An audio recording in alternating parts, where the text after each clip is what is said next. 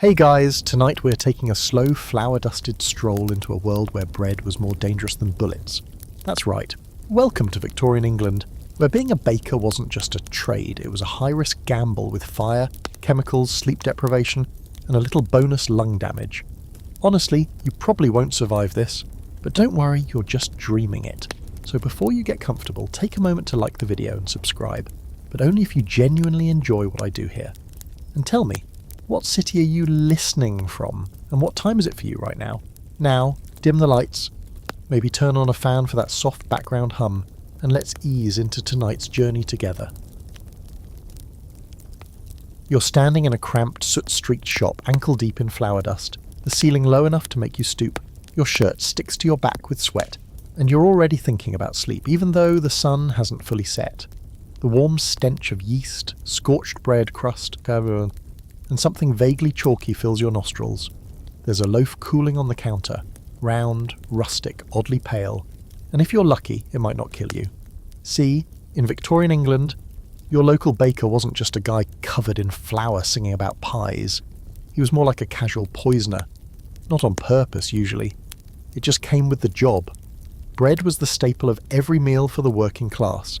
It had to be cheap, filling, and last at least a day or two. But when wheat prices shot up or supply chains failed, and they did, often, bakers didn't just raise prices. No, they got creative. That's where your loaf's weird chalkiness comes in. What you're actually tasting is alum, a chemical compound used to whiten the bread and preserve it a bit longer. Sounds fancy, right? It's also used in tanning leather and dyeing fabric. Oh, and too much of it will absolutely wreck your digestive system. Victorians didn't know that part. Or maybe they did, and just hoped the stomach aches would go away on their own. They usually didn't. Flour itself wasn't always just flour. To stretch a sack, bakers mixed in bone dust, literally ground up animal bones. That's right, you could be chewing on bits of Mr. Horse and not even know it. It gave the bread a dense texture, but hey, it was protein technically. Other additives included chalk powder, for colour and volume, mashed up potatoes, plaster of Paris, and even pipe clay. You're probably thinking, surely someone stopped them? Nope. Regulations existed in theory, but enforcement was, well, asleep like most of the bakers. And here's a fun twist. You, the customer, actually wanted your bread to be bright white. It looked clean, fancy, safe. Ironically, that bright whiteness was a red flag. Wholemeal flour was darker and healthier, but only the poor ate it, and even they preferred the fake white stuff when they could get it. So the baker, desperate to meet expectations and stretch profits, reached for whatever would get the job done, food grade or not. There's a real case from the 1850s where a London bakery was found to be mixing alum with the flour at an industrial scale. When questioned, the owner shrugged and said the public liked it that way. And honestly, he wasn't wrong. The bread was soft, white, cheap, and it wouldn't rot on the shelf. It would, however, eventually rot your stomach lining. Now zoom out for a second and imagine you're a medical examiner in the 1800s. Not exactly CSI.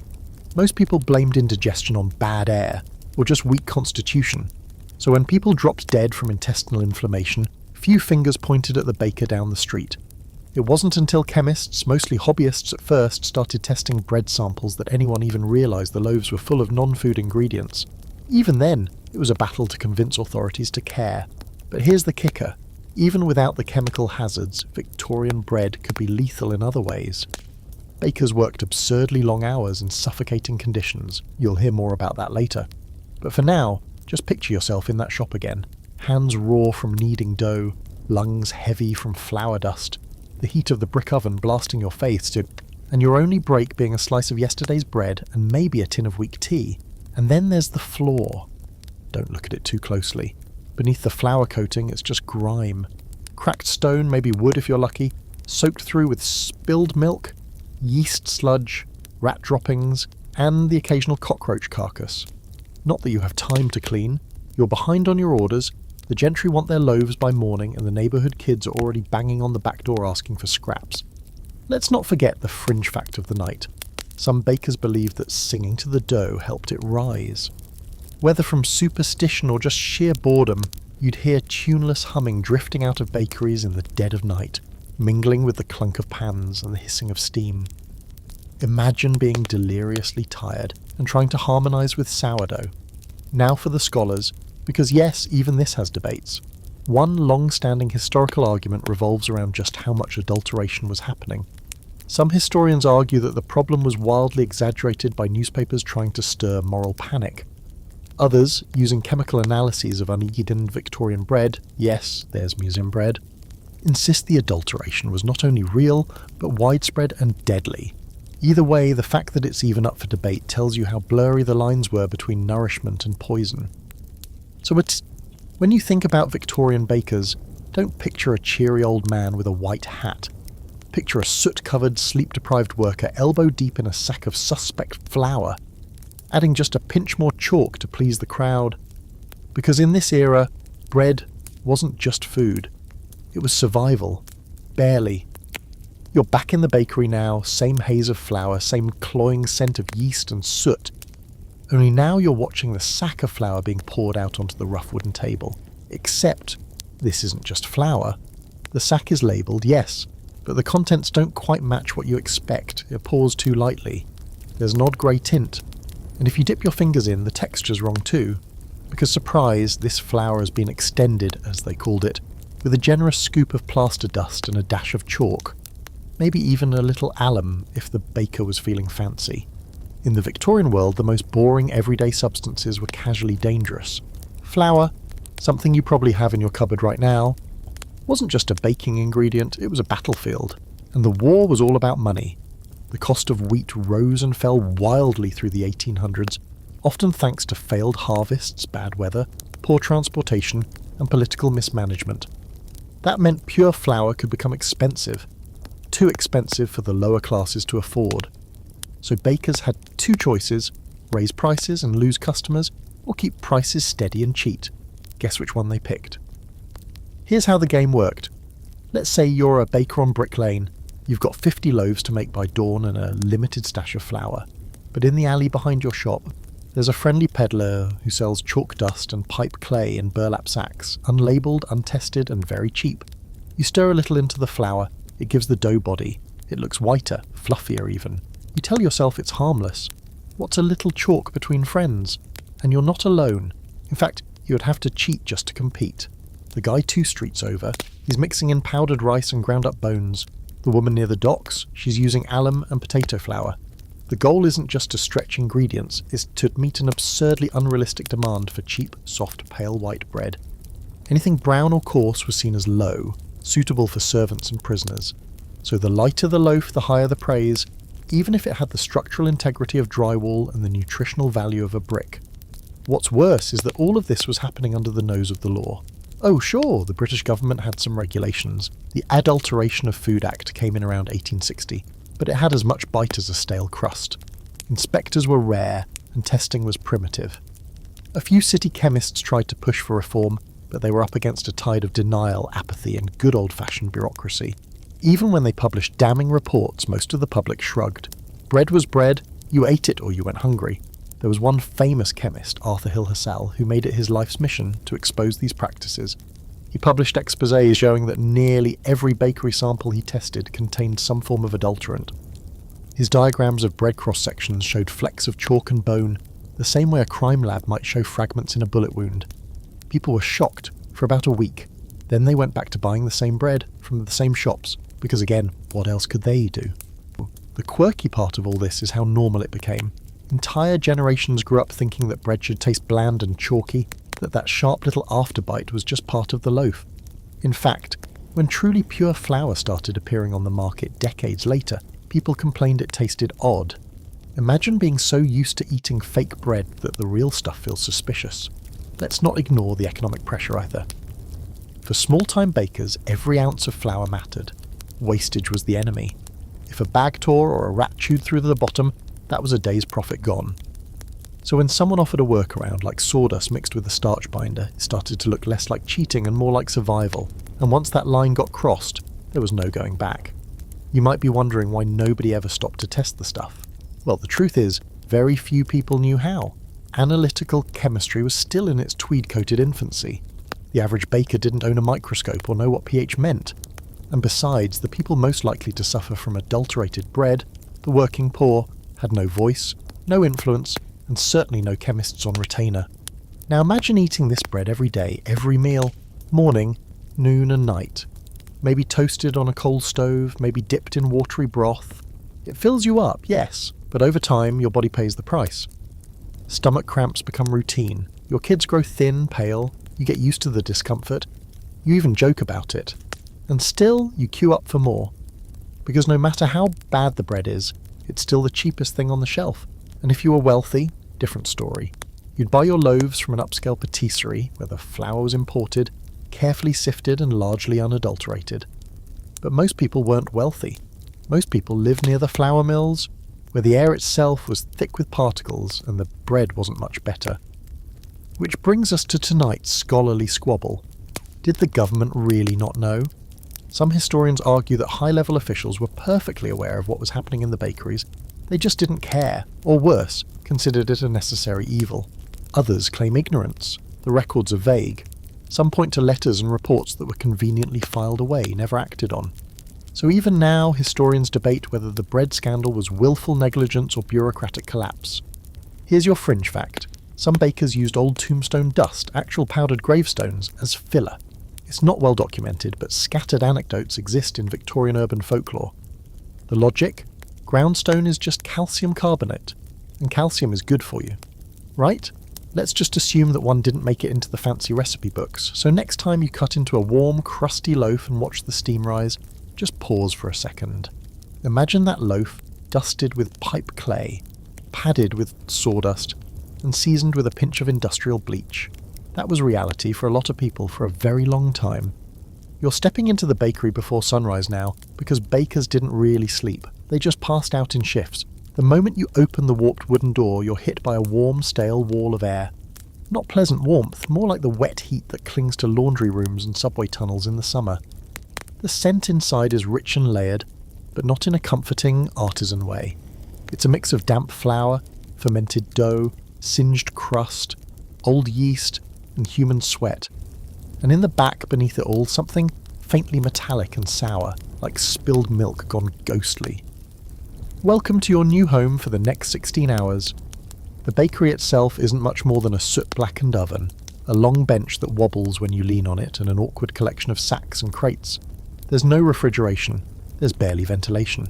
And it's dark, even in the day, because windows are small and soot-covered and mostly shut to keep rats out. That doesn't work, by the way. The rats are still here. You just stop seeing them after a while. The floor is caked with layers of flour that have mixed with spilled water and oil, forming a thin crust under your boots. You kick a few pebbles aside and realise they're not pebbles at all, just hard lumps of old dough or something more mysterious that's fossilised from last week's batch. The air itself is thick, not just hot, but powdery, clinging to the inside of your throat. After 10 minutes, you're already coughing. After 10 days, your lungs have started to adjust. That's not a good thing. What's baking in the oven today? Doesn't matter. The routine is the same. Measure, mix, knead, repeat. You've got one big trough where everything gets dumped, flour, adulterated of course, water, yeast, maybe a mystery additive or two, and then the kneading starts. No stand mixers here, just hands and arms pressing and folding and working until your wrists go numb. You wipe your face with your sleeve, which is already coated in sticky dough. There's no such thing as clean in this place. And that smell. Let's really sit with that for a moment. The fermented dough gives off this sour tang that clings to the back of your tongue. When the loaves finally start baking, the crust adds a comforting note, but it's not enough to cancel out the musty odour of damp burlap, burning crumbs, and body odour. In the winter, your sweat turns cold and makes your shirt stick. In the summer, it just drips onto the dough. Try not to think about that. Now here's the historical reality check. Most Victorian bakeries operated in conditions so filthy that modern health inspectors would faint. And we're not being dramatic here. Actual reports from the mid-1800s describe bakeries infested with rats, roaches, and flies, where dough was stored near coal piles and water came from open barrels filled the night before. Sanitation wasn't a priority, survival was.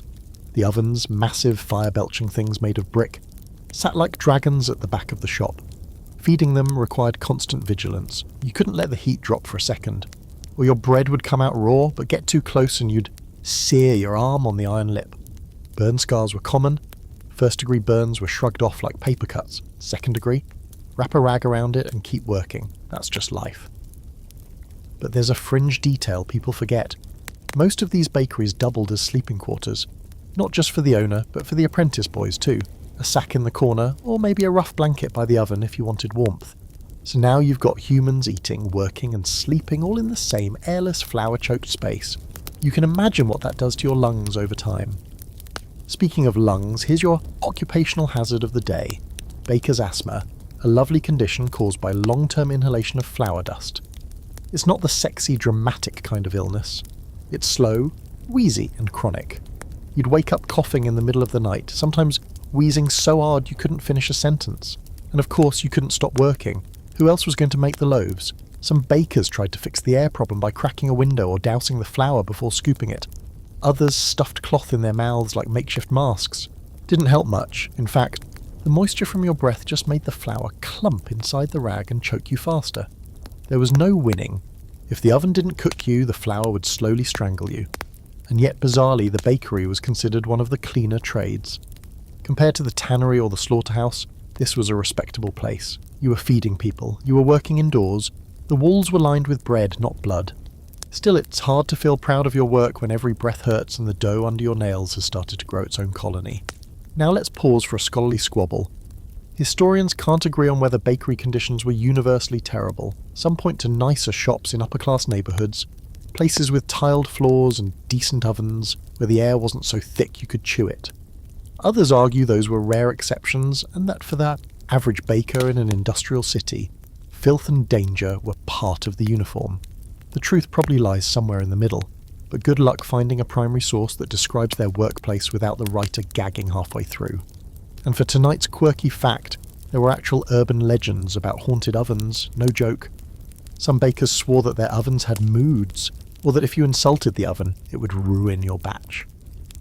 One tale from northern England tells of an oven that made perfect bread only when sung to, and scorched every loaf after the baker's apprentice cursed at it.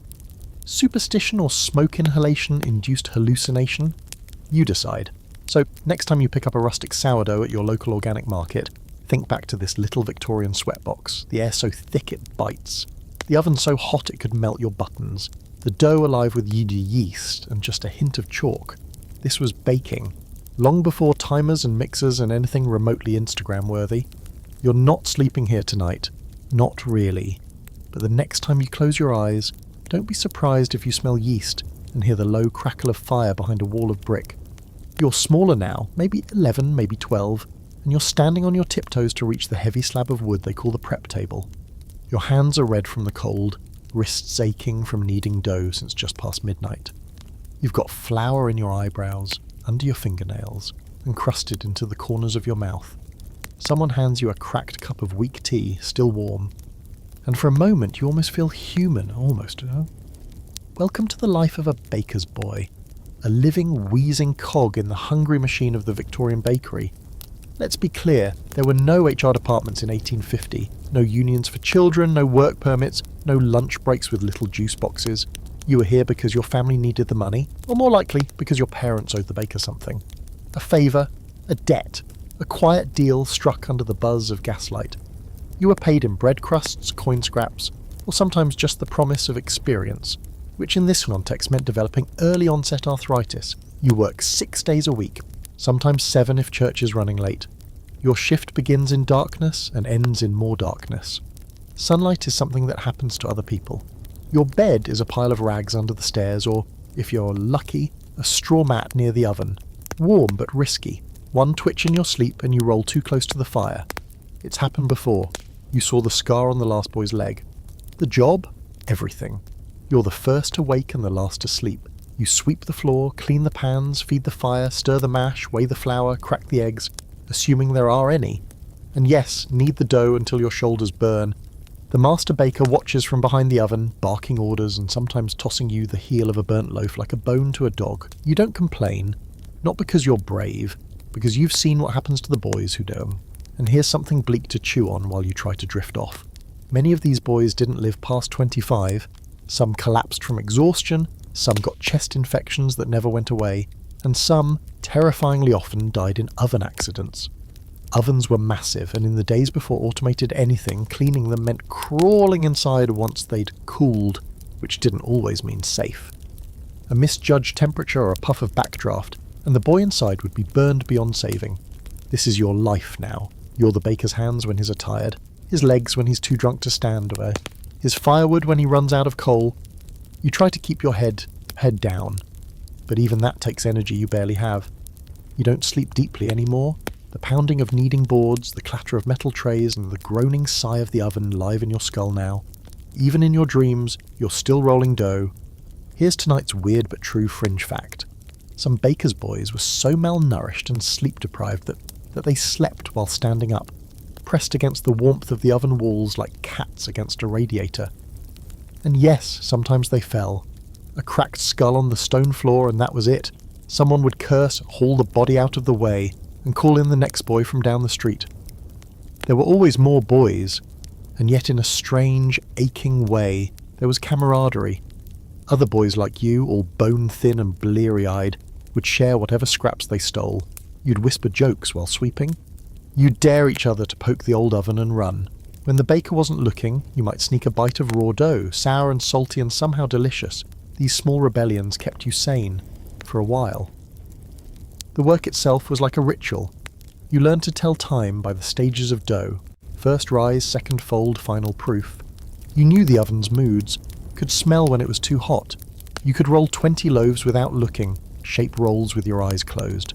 Your hands were tools, and they didn't even feel like yours anymore.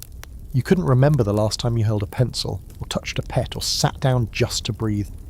The scholarly debate here is a bitter one. How much of this was legally allowed, and how much was simply tolerated? Child labour laws did exist in Victorian England, but enforcement was laughably thin, and small shops like bakeries fell through every crack. Some historians argue that these boys weren't technically employees, but live-in apprentices, a title that allowed all manner of abuses to pass as training. Others claim that many parents were complicit, sending boys off at 10 or 11 knowing full well they'd be worked to the bone. Both arguments are probably true in pieces. Poverty doesn't leave room for clean ethics. You hear the church bell ring outside, 6 a.m. maybe. The smell of baking bread is thick in the air, golden and almost buttery. This is the part the customers love, the part where the loaves are crusty and warm and ready for wrapping. You see them queue up outside the shop's wooden door, scarves over their mouths, holding their baskets with stiff fingers. You're not one of them. You're behind the curtain, behind the counter, behind the dream of what bread is supposed to be. And still, in some quiet way, you're proud of the work. You know the dough like a secret. You know when it's right just by how it sounds under your knuckles. You get to witness the miracle of raw ingredients turning into something solid, something that feeds a street. Even if you're not truly alive right now, your bread is. So tonight, as your limbs go heavy and your thoughts start to drift, imagine that warmth on your back, the scent of crust in your nose, the rhythm of kneading still echoing in your arms. You're the baker's boy, overworked, forgotten, covered in flour, and somehow still standing. The oven is alive. That's how it feels, at least, standing in front of it with the fire roaring like some ancient beast in the wall. Its breath is hot, blasting your face every time you open the iron door. The bricks glow faintly, pulsing with heat, and the shadows on the ceiling tremble as though the whole place might collapse. You reach for the wooden peel, that long-handled paddle, and slide a loaf into the belly of the fire.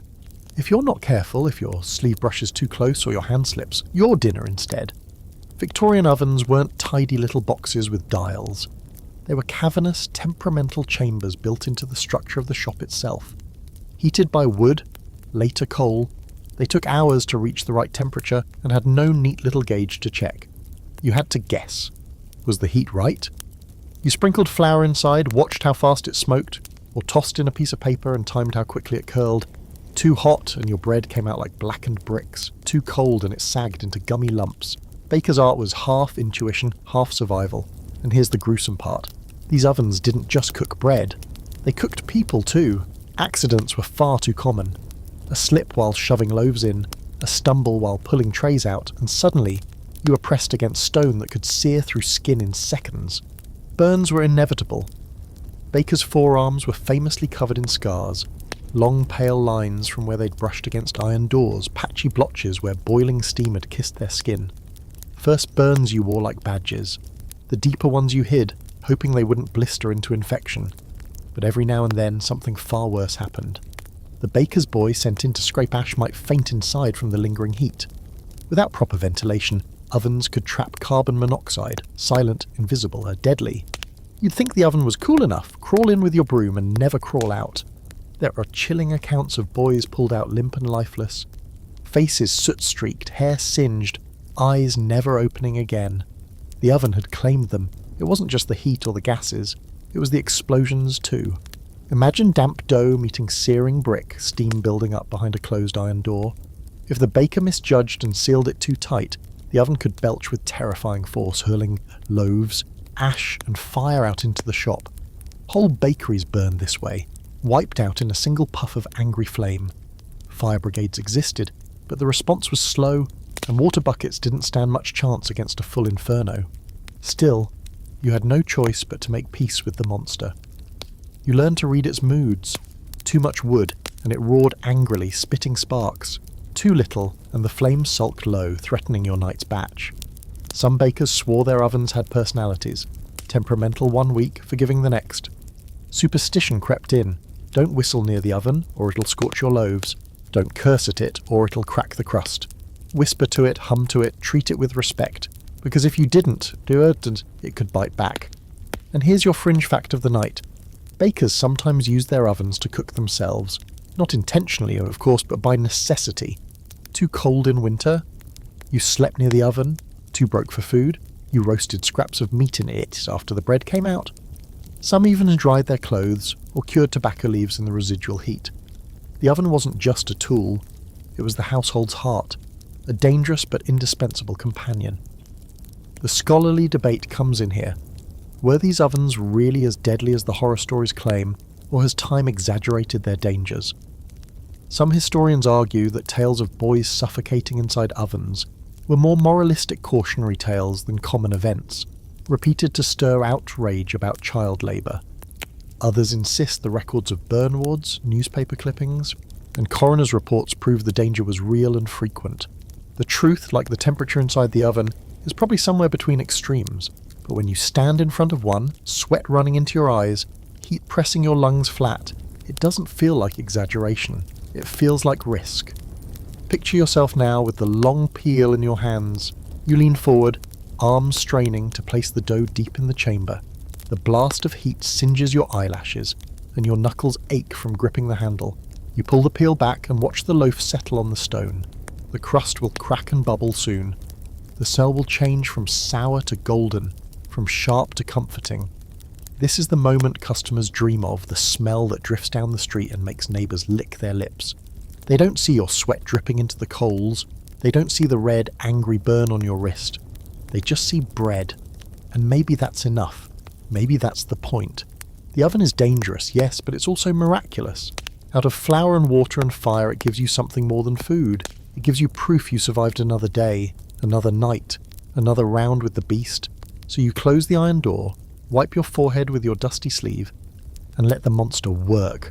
Tomorrow it might kill you, tonight it feeds you. That's the bargain you've struck. The dough on the table looks alive, doesn't it? It bubbles, sighs, and occasionally twitches as though it's breathing. In a way it is. Yeast, tiny organisms you can't see, are feasting on sugar, burping out carbon dioxide, and filling the dough with pockets of air. It's a quiet miracle, the kind of thing you'd call wholesome today. But in the Victorian bakery, it wasn't nearly that straightforward. Yeast was unpredictable, sometimes temperamental, and occasionally replaced with substances that had no business being in bread. Natural fermentation had been around forever. Sourdough starters, passed from hand to hand like sacred relics, carried on generations of wild yeast. But sourdough required patience, and patience wasn't always compatible with deadlines or profit margins. Bakers in the 19th century often leaned on brewer's yeast, the frothy byproduct of beer brewing. It worked fast, gave bread a light texture, and was cheap. The problem? It tasted like, well, beer. Sometimes the loaf reeked of hops, sour and bitter, which wasn't exactly what you wanted for breakfast. Customers grumbled, but it didn't stop bakers from using it. After all, beer was everywhere. and yeast was practically free if you had the right brewery connections. When you think of it, half the city was probably walking around smelling faintly of ale anyway. Bread, beer, breath. It all blended together into one long yeasty haze. Then there were the chemical shortcuts. Some bakers experimented with ammonium carbonate, better known as smelling salts, to aerate dough. That's right. The same stuff used to wake fainting ladies was sometimes whipped into your loaf. It made the dough rise quickly, but it also left behind a sharp aftertaste, and occasionally stomach upsets that no one wanted to talk about. Other bakers fiddled with acids and alkalis, trying to fake the effects of fermentation. Results varied, and so did the side effects. Imagine biting into a roll that tastes faintly of soap. That happened. More than once. And no, you didn't get a refund. The quirky fact here is that yeast itself wasn't fully understood yet. People knew it worked, but not why. Was it a chemical reaction? A plant? A kind of animal? Some even thought it was just spontaneous air magic, life created from nothing. It wasn't until Louis Pasteur in the 1850s and 60s that yeast was revealed to be a living microorganism. Until then, bakers were basically wizards muttering over bubbling cauldrons, poking at dough, and hoping the gods of gluten were in a good mood that night. But here's where it gets even stranger. Yeast could turn on you. Leave a starter out too long in the wrong air, and it went sour. Not the pleasant tang of today's sourdough, but a rank, rotten stench that made your bread limp and greenish. Use too much yeast, and the dough could rise so aggressively that it split seams and bulged over pans like some creature trying to escape. Some bakers swore they'd woken in the night to see dough creeping across the floor, oozing toward the fire. You laugh, but imagine how it must have looked by the glow of a single candle. Bubbling mass, slow and unstoppable, a flour-fed ghost. Scholars still debate whether Victorian bread was better or worse for relying on these yeast experiments. On one side, you've got people saying brewer's yeast was the step up from sour starters, faster, more consistent, a precursor to the tidy little packets we know today. On the other, you've got nutritionists pointing out that shortcuts and additives stripped bread of minerals, flavour and health benefits. The question isn't settled. Maybe it never will be. What's clear is that bread in this era wasn't uniform. Each batch was an experiment, sometimes edible, sometimes regrettable. The risks didn't stop bakers from getting creative. Some tried cultivating their own private strains of yeast by saving scraps of dough from the best loaves, feeding them water and flour in little clay pots. These starter cultures were guarded jealously, like family pets. Lose your starter, and you might lose your bakery's reputation, but if you kept it alive, it was your secret weapon. People swore they could tell which bakery their loaf came from just by the flavour of the yeast. Imagine that. Bread with terroir decades before foodies coined the term. But working with yeast meant long, unpredictable hours. You couldn't always rush the rise, so you, the baker, sat in the dim shop with your arms folded on the bench, head nodding, waiting for dough to swell. You drifted in and out of shallow sleep, jerking awake every time a bubble popped too loud. In those moments, yeast wasn't a miracle. It was your master, and you were its servant. Fringe detail for tonight. Yeast farts? Yes, actual gas trapped in dough, sometimes made eerie squeaks and groans in the night. Boys left alone in bakeries swore the dough was talking to them. Some ran out in fear, convinced the shop was haunted. Others laughed it off, though they still admitted it was unsettling to hear what sounded like whispers rising from the trough. So, as you imagine yourself standing there, hands sticky with dough, remember that you're not just baking.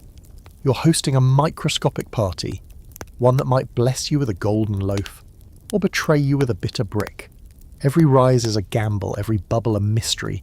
You lean close, sniff the dough, and whisper a little prayer you didn't know you had in you. Come on, rise just right. Don't embarrass me. Don't poison anyone tonight. Because in the end, bread was life, and sometimes life smelled faintly of beer. Hissed like a ghost and left you guessing until the first bite. The cough starts as a tickle, just a dry scratch in the throat, easy to ignore while you lean over the mixing trough. You tell yourself it's the smoke from the oven or the draft sneaking through the back door, but the truth is simpler and darker. It's the flour. Not the chalk, not the alum this time. Just flour, honest-to-goodness ground wheat, ground so fine it floats through the air like fog. You breathe it in with every inhale, and over weeks, months, years, settles in your lungs like dust in an abandoned attic. This is the secret killer of the bakery. Not fire, not knives, not even poisonous additives. It's the flour dust drifting invisible in the air, coating your lungs grain by grain until they grow heavy, tight, uncooperative. Today doctors call it baker's asthma, or occupational asthma. Back then they just called it the baker's cough, a condition so common it became part of the uniform. A baker without a cough was like a sailor without a scar, rare, suspicious, maybe even untrustworthy. Imagine standing in that workshop for 16 hours. Each time you slam the dough into the bench, a puff of flour bursts up and hangs there like smoke. You scrape out the sack, dust rises. You sweep the floor, dust rises. You cough, sneeze, choke and laugh it off, because what else can you do? No one's gotten to wear a mask. No one even thinks of it. This is the 1800s. The idea that air itself could hurt you isn't mainstream yet. But your body knows.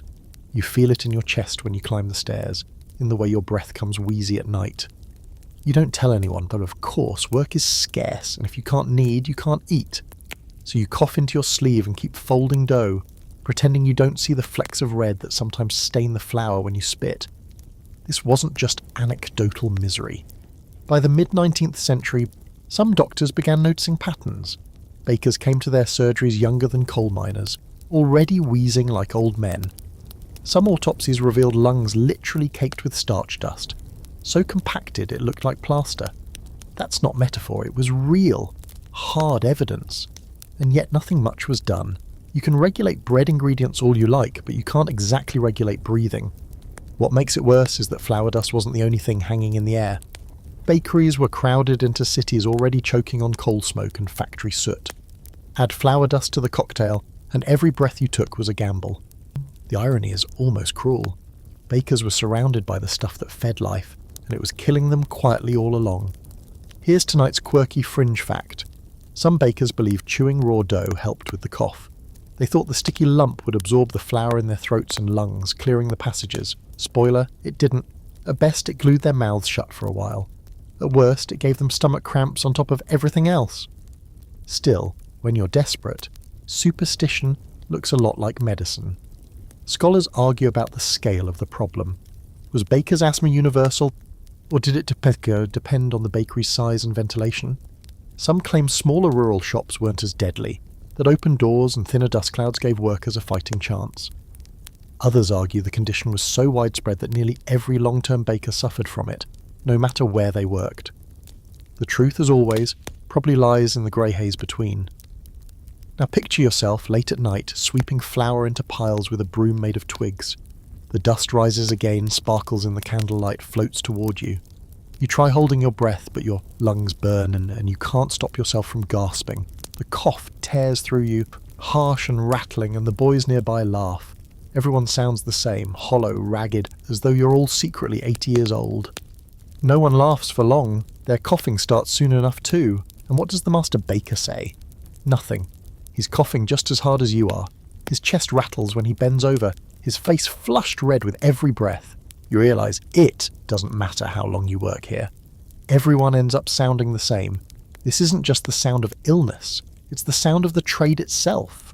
The worst part comes in the morning. You wake on your ragged mat, chest heavy, mouth coated in a chalky film of dust.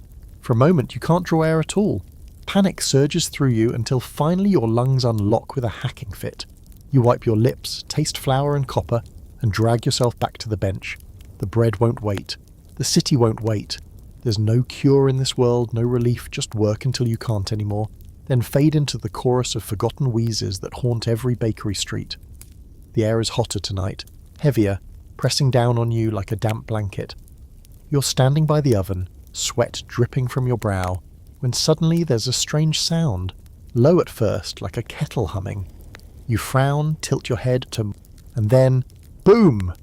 The oven belches out a violent puff of fire and ash, tossing half-baked loaves across the room. Sparks land on the wooden floor, the sack of flour in the corner trembles with the shock, and for a few heart-stopping seconds the whole bakery feels like it's about to go up in flames. That's the thing about Victorian bakeries, they burn down with unnerving regularity. Fire wasn't a rare accident, it was an occupational certainty.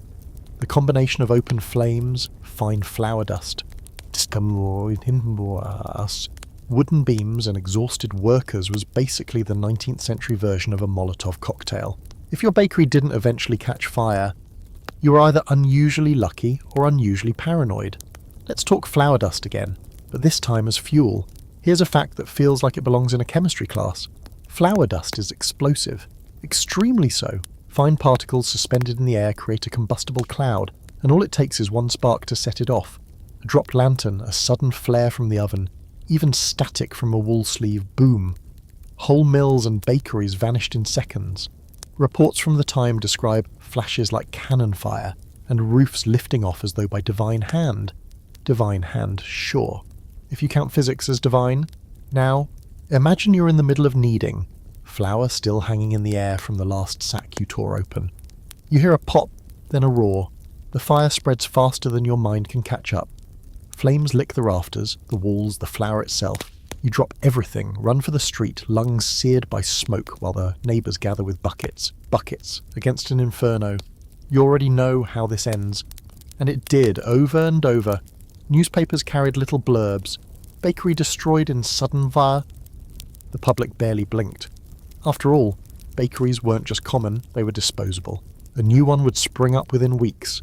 For the workers, though, the fire didn't just take the shop, it took your home, your bedroll, your scraps of pay, sometimes it even took your life. Not that the obituary would mention it, just another unfortunate accident in trade. Here's a fringe fact for you. There are accounts of bakers deliberately setting fire to their shops. Insurance fraud before insurance was even properly standardised. A failed bakery drowning in debt might mysteriously go up in flames one night, and the owner would shrug, pocket sympathy donations, and quietly move on. Investigators weren't exactly CSI material. If the neighbours swore they saw sparks or heard a crackle, well, ovens were dangerous, case closed. The scholarly debate here is about how much people knew about flour's explosive nature. Did bakers understand the risks and simply accept them, or did they stumble blindly into disaster? Some argue the science was clear by the mid-19th century. Chemists knew flour dust was volatile, and some even published warnings. Others suggest the information didn't trickle down to everyday bakers, who kept thinking fire was just bad luck. Even now, historians can't fully agree. But given how often fires happened, you have to wonder, how much bad luck can you excuse before it starts to look like negligence? Picture yourself now, standing outside your bakery as smoke coils into the night sky. The wooden beams groan and collapse inward with a shower of sparks. The air is thick with the smell of scorched bread, sweet and bitter all at once like some grotesque feast. Neighbours murmur, children cry, the baker curses under his breath. You feel the heat on your face even from the street, the fire reflecting in every pair of tired eyes. Tomorrow there will be no bread. Tomorrow you'll start again somewhere else, or not at all. What's strange is how ordinary it all felt. Fire wasn't the shocking disaster it would seem to us now. It was expected, woven into the rhythm of city life. People rebuilt, moved on, forgot. The only ones who couldn't forget were the workers, carrying fresh burn scars, raw lungs, and the memory of heat that never quite left their dreams. And yet, as terrifying as the explosions were, you still walked back to the oven every night. You still shoved loaves into its belly, trusted it to feed the neighbourhood. Because fire was both your enemy and your provider. You couldn't do without it. Bread demanded flame, and flame demanded risk. There was no separating the two. So tonight, as you ease into sleep, imagine that soft crackle in the dark. Not dangerous, not explosive, just gentle, like a hearth on a quiet night. Because in the bakery, you never knew which sound you were hearing. The comfort of bread rising, or the warning of a fire about to take everything. You're standing in line now, not behind the bench but in front of it, clutching a small cloth bag of coins. Your stomach growls, sharp and hollow, and your hands tremble as you count out the change for a single loaf. It doesn't look like much, just a pale round, rough on top, but it will have to last you, your siblings, and maybe even your parents until tomorrow. Bread isn't a treat in this world. Bread is everything. Without it, you don't eat. And thanks to the government, sometimes even bread is out of reach. Welcome to the cruel story of the bread tax. In the early 1800s, Britain enforced the infamous Corn Laws. Not corn as in yellow kernels, but corn as in all grains. These laws placed steep tariffs on imported grain, supposedly to protect domestic farmers. The reality? They kept bread prices artificially high, hurting the very people who depended on it most. Rich landowners lined their pockets, while the working poor tightened their belts until they nearly snapped. Imagine working 16 hours in a factory, only to find you couldn't afford a loaf of bread to feed your family. That was normal. Riots broke out, literal bread riots, in towns across England. Crowds stormed bakeries, seized loaves, and sometimes hurled them back in protest when they discovered the bread was adulterated with chalk or sawdust. It wasn't just about hunger, it was about dignity. Bread was supposed to be basic, honest food, not a luxury that trickled down through politics and profiteering. Here's where your daydream drifts darker. You've scraped together the coins, but the loaf you take home is lighter than it should be. You break it open at the table and realise half the crust is hollow. The children stare at you with wide eyes, waiting for you to divide it. You cut thinner and thinner slices, trying to pretend it's enough, but it isn't. It never is, and yes, people starved. Britain wasn't a famine-stricken land in the same way as Ireland during the potato famine, but hunger gnawed everywhere. Malnutrition, stunted growth, disease. These were the silent echoes of the bread tax. The poorest survived on crusts, scraping mould off when they had to. The wealthier classes, meanwhile, dined on white loaves, biscuits, and delicate cakes. Same country, same city sometimes, but worlds apart. Now here's your quirky fringe fact. In some towns, bakers resorted to dummy loaves displayed in windows. They looked big and beautiful, but they were stuffed with stones or clay inside to bulk them out. Customers would pay, carry home what they thought was bread, and discover it was practically inedible. Sometimes the scam worked. Sometimes it sparked a riot in front of the shop, with furious customers smashing windows and pelting the baker with his own fraudulent loaves. Scholars still argue about the Corn Laws. Were they cruelly deliberate, a scheme to enrich landowners at the expense of the poor, or just misguided economic policy born of paranoia about foreign competition? Some historians say repeal in 1846 saved countless lives by making grain cheaper and bread more affordable. Others argue the damage had already been done, and the repeal only came because political pressure finally boiled over into something Parliament couldn't ignore. Either way, it's a chapter in history where bread was literally politicised, your supper determined by laws drafted far away by men who never knew hunger. But let's bring it back to the shop. Picture yourself holding that hollow loaf, hearing your stomach complain. The baker shrugs if you try to protest. He has his own taxes to pay, his own corners to cut. Maybe he even mutters something about how lucky you are to have bread at all. And you nod. Because what else can you do? Complain too loudly and he refuses to serve you next time. Go without to rid, and your family suffers. The smell of freshly baked loaves drifts around you, maddening in its comfort. Neighbours chatter in the queue, speculating about tomorrow's prices, whispering about rumours of grain shipments or shortages. Everyone is tense because everyone knows one bad harvest, one political decision, can send the price sky high again. Bread isn't just food, it's a currency, a weapon, a barometer of survival. And you, standing there with your meagre loaf, feel it most of all. You know that each bite is both a relief and a reminder of how precarious life is. One coin less, one sack of grain delayed, and you'd be empty-handed. So you chew slowly, quietly, as though stretching each mouthful into something more than it is. Bread fills your belly, but it doesn't fill the gap. That's the cruel trick of this era. You survive, but you never feel full. The bakery bell clangs in the street, and suddenly everyone is gossiping. Not about the taste of the bread, no one expects it to taste good anymore, but about the latest scandal printed in the papers. A reporter, brave or bored enough to dig into the flour sacks, has published yet another exposé. The bread in half the city isn't bread at all, but a chemistry experiment gone wrong. People gather at corners, passing the newspaper hand to hand, whispering as though it's forbidden knowledge. You stand nearby, loaf in your arm, listening to the words tumble out: chalk, alum, bone dust, plaster. The crowd shakes their heads, mutters about poison. Then just as quickly they shrug and go back to chewing. Because what else can they do?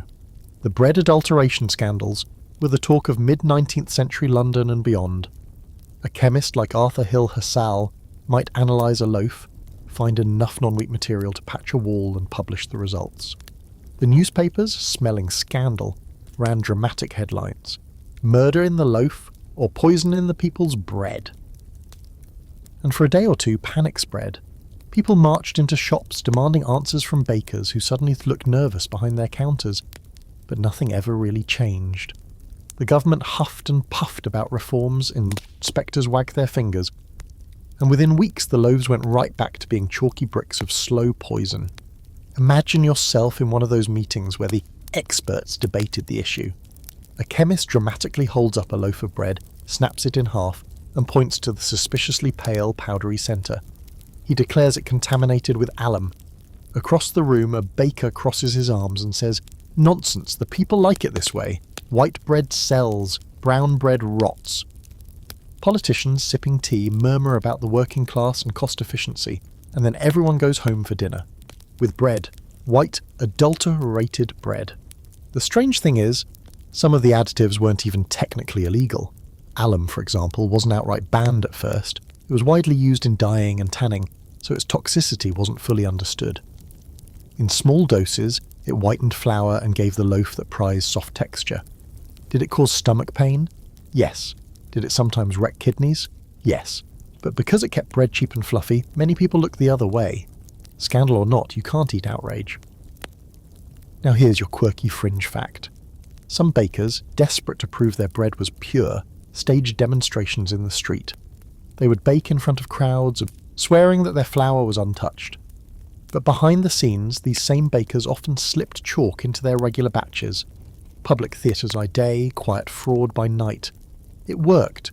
People bought the story as easily as they bought the bread.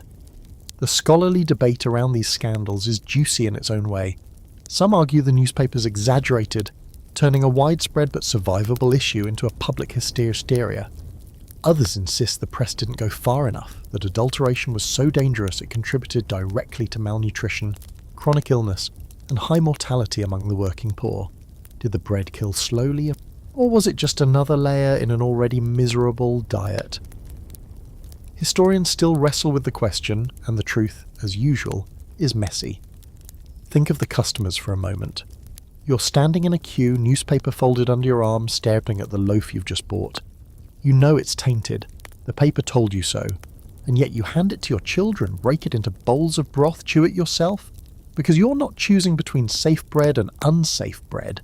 You're choosing between unsafe bread and nothing at all. The scandal becomes a kind of grim joke. What's in this week's loaf? Chalk or bone dust? No, people laugh bitterly. And keep eating. That's the saddest part of these scandals. Not that the truth came out, but that the truth didn't matter. Adulteration was too embedded, too profitable, too normalised to stop. A few bakers were fined, a handful of shops were shut down, but thousands more carried on, unbothered. The headlines faded, the public's anger dulled, and the next morning the same smell of bread drifted through the streets, drawing everyone back like moths to a flame. Picture yourself again, loaf in hand, newsprint smudged on your fingers. You look at the crust, pale and cracked, and wonder what you're really biting into. You think about the chemists, the politicians, the protests. You think about the cough in your chest, the ache in your gut. Then you take a bite anyway, because hunger beats fear every time. And tomorrow, when another scandal hits the papers, you'll still be in the queue. Because bread isn't just scandal, it's survival.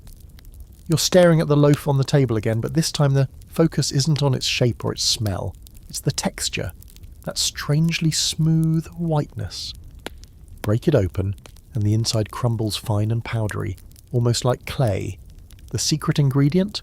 Not flour, not yeast, alum, the same compound your modern deodorant stick relies on, dusted generously into dough. In Victorian England, alum was the quiet accomplice in most bakeries, the invisible guest on nearly every plate of bread. Alum had an appeal that made bakers swoon. It kept flour looking brilliantly white, tightened up sloppy dough, and made loaves seem denser without actually requiring more wheat. A win for appearances, a win for profits, and, in theory, a win for customers who prized pale bread over coarse brown. But alum wasn't meant to be food. It was an industrial chemical, more at home in dye vats and leather workshops than in your breakfast roll. Over time it damaged stomach linings, interfered with digestion, and weakened bodies already teetering on the edge of malnutrition. Imagine eating bread day after day that secretly acted like sandpaper inside you. You wouldn't notice at first. A little stomach pain perhaps, dismissed as nerves or weak constitution. But weeks turned to months, and suddenly you couldn't shake the cramps, couldn't keep weight on, couldn't muster the energy you used to. And still you ate. Because what else was there? Bread was life, even if it was killing you slowly. Here's a quirky detail. Alum wasn't alone. Bakers experimented with all sorts of additives. Copper sulfate, for instance, gave bread a dazzling whiteness and crisp crust. The catch? It's also poisonous enough to ruin your day, and possibly your week, if you survived. One story tells of loaves turning faintly blue-green under the influence of copper, looking almost festive. Customers grumbled, but still bought them. It's not like they had an organic section to shop from, and it wasn't just bread. Alum crept into beer, pickles, and even candy. Victorian diets, already thin on nutrients, were quietly laced with a pharmacy of chemicals. The real irony? The wealthier classes, who demanded the whitest bread of all, consumed the most alum. The poor, often stuck with browner, coarser loaves, sometimes avoided the worst of the poison simply by accident. Scholars debate how aware people really were. Did the public truly not know what alum did to the body, or did they just pretend not to? Some argue that awareness spread quickly through newspaper exposés, and that anyone with half a brain suspected their bread was adulterated. Others say the knowledge was too technical, too hidden in chemistry jargon for most people to grasp. Perhaps people knew something was wrong but couldn't afford to care. After all, bread wasn't optional. It was survival. Now picture yourself as the baker, tossing a scoop of alum powder into the flour sack. It looks harmless, just another pinch of dust blending in. You knead the dough, bake it, sell it. Customers smile at the bright whiteness of the loaf, never realizing it's the whiteness of illness, the chalky mask of danger. You pat yourself on the back. You've saved money, pleased the crowd, survived another day in the cutthroat bread market. Morality doesn't pay the rent, loaves do. Here's tonight's fringe fact. Alum was also sold directly to the public as a household fix. Housewives sometimes bought packets of it to add to their flour at home, convinced it would make their bread softer and lovelier. It was marketed almost like a proto-baking powder, a miracle helper for amateur cooks. No one mentioned the part about digestive erosion. It was just another product on the shelf, sitting casually between soap flakes and starch, promising better meals at a small hidden cost. Think for a moment about the absurdity of it. People going to extraordinary lengths to turn bread white. The natural beige of flour was treated as dirty, unrefined, shameful. Bread was social currency. A pale loaf said you were clean, respectable, upwardly mobile. A dark loaf shouted poverty, coarseness, inferiority.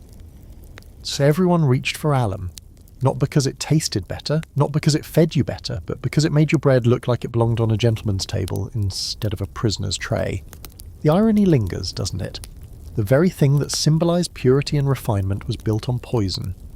White bread wasn't the promise of health. It was a badge of self-deception, consumed with pride and regret in equal measure. So as you drift tonight, imagine breaking open a loaf in your hands. See the powdery whiteness, the crumb falling soft between your fingers. It looks perfect, almost too perfect. And you know the secret now. The beauty is a lie, and the lie is killing you slice by slice. The shop door creaks open, and in strides a man with a scowl deeper than the oven soot. He's not here for bread, he's here for justice, or at least a refund. He slams a loaf down on the counter, the crust breaking into pale crumbs. "Look at it!" he growls. "It's chalk. I paid for bread, not plaster." The baker stiffens, wipes his hands on his apron, and begins the tired dance of denial. But in the Victorian world, suspicion was spreading, and every so often customers were bold enough to challenge the loaf itself. Suing your baker wasn't easy. First, you needed proof. Proof didn't mean the bellyache that followed or the faint taste of soap in the crumb. Proof meant chemistry, microscopes, reagents, test tubes. And unless you had a friendly doctor or chemist nearby, good luck convincing a magistrate that your bread was more wall putty than food. Most complaints fizzled out in arguments, sometimes with customers storming off, sometimes with fists flying, and only rarely with anything resembling justice. There were a few famous cases. In one, a London baker was dragged into court after multiple families complained of stomach illness traced back to his loaves. The chemist's analysis confirmed alum and chalk. The judge scolded the baker sternly, slapped him with a fine, and sent him home. The bakery reopened the next week, business as usual. Another case in Manchester saw a baker accused of bulking his bread with mashed potatoes and plaster dust. He insisted it was tradition. "My father did it, my grandfather did it," he said proudly. The court, baffled, let him off with a warning. And here's your quirky fringe fact. Some bakers actually sued customers for slander when accused of adulteration. Imagine being hauled into court not as the victim of bad bread, but as the villain who dared to insult a baker's honour. A few bakers won those suits too. Reputation mattered, and if you couldn't win with clean bread, you might win with a clever lawyer. The scholarly debate here revolves around how widespread these legal disputes really were. Some historians argue they were rare, little sparks of resistance drowned out by the daily grind of hunger. Others suggest the court cases were just the visible tip of a much larger iceberg, with countless smaller complaints and confrontations never making it to official records. The truth likely leans toward the latter. Most people couldn't afford the time or money to chase their baker into court no matter how chalky the loaf. Imagine being the customer again. You break open your loaf at home and see the strange grey flecks inside. Your stomach twists before you even take a bite. You feel cheated, angry, but what's the alternative? Go hungry? Spend more at a rival shop that's probably doing the same thing? You stew in frustration, and maybe, if your anger outweighs your hunger, you storm into the bakery the next morning. The baker denies everything. His assistant laughs at you, and you leave, humiliated, still clutching the same tainted bread. But not everyone walked away quietly. Sometimes tempers boiled into violence. There are stories of mobs storming shops, smashing windows, hurling loaves into the street like stones. The baker might be dragged out, roughed up, forced to swear he'd bake clean bread next time. The following week, the shelves look the same as always, chalky, pale, and cheap. What's most haunting is how normalised it all became. People joked about it. Don't lean too close or the bread will crumble into dust. But behind the humour was resignation. Everyone knew their bread was compromised. Everyone suspected they were being cheated. And yet the cycle rolled on because the alternative, starvation, was worse. Here's another odd fact. Sometimes bread was tested in taverns, of all places. Local experts would drop the pieces into water or vinegar, watching how they dissolved, proclaiming loudly whether alum was present. These makeshift science shows entertained the crowd but rarely led to anything serious. The baker could always shrug and say the test was faulty. Who were you going to believe? A half-drunk tavern patron, or the man who baked half the neighbourhood's food? Picture yourself in that crowd, watching the loaf dissolve in a cloudy glass. People jeer, laugh, mutter. Some shake their heads and vow never to buy from that shop again.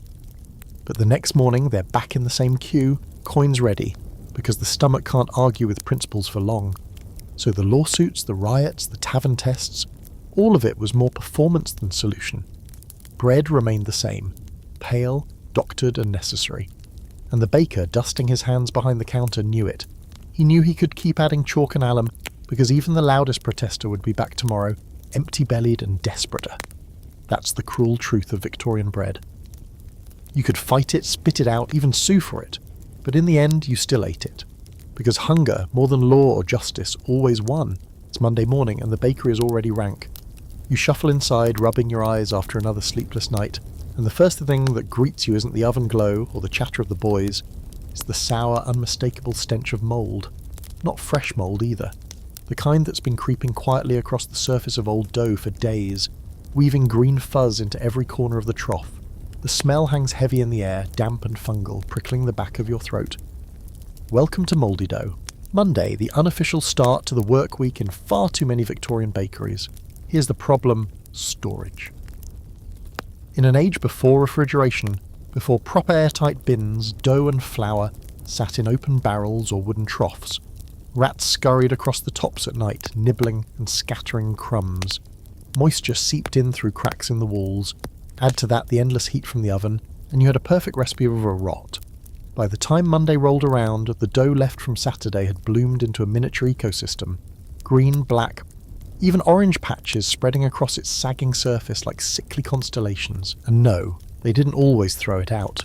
Waste was unthinkable. Flour was expensive, bread margins thin. So the baker scraped off the worst of the fuzz, kneaded the rest back in with a shrug, and convinced himself the oven's heat would kill the badness. Customers wouldn't notice, he reasoned. At least not until they woke up the next morning with stomach cramps and fevers. But by then, who would connect it back to a loaf of bread? Here's your quirky fringe fact. Mouldy dough wasn't just tolerated, it was sometimes encouraged. Some bakers claimed a little mould gave the bread character, adding flavour and helping it rise. This wasn't entirely nonsense. Certain moulds do release gases that puff dough, but the result was unpredictable at best and toxic at worst. Your loaf might come out tangy and airy, or foul, crumbly and nauseating.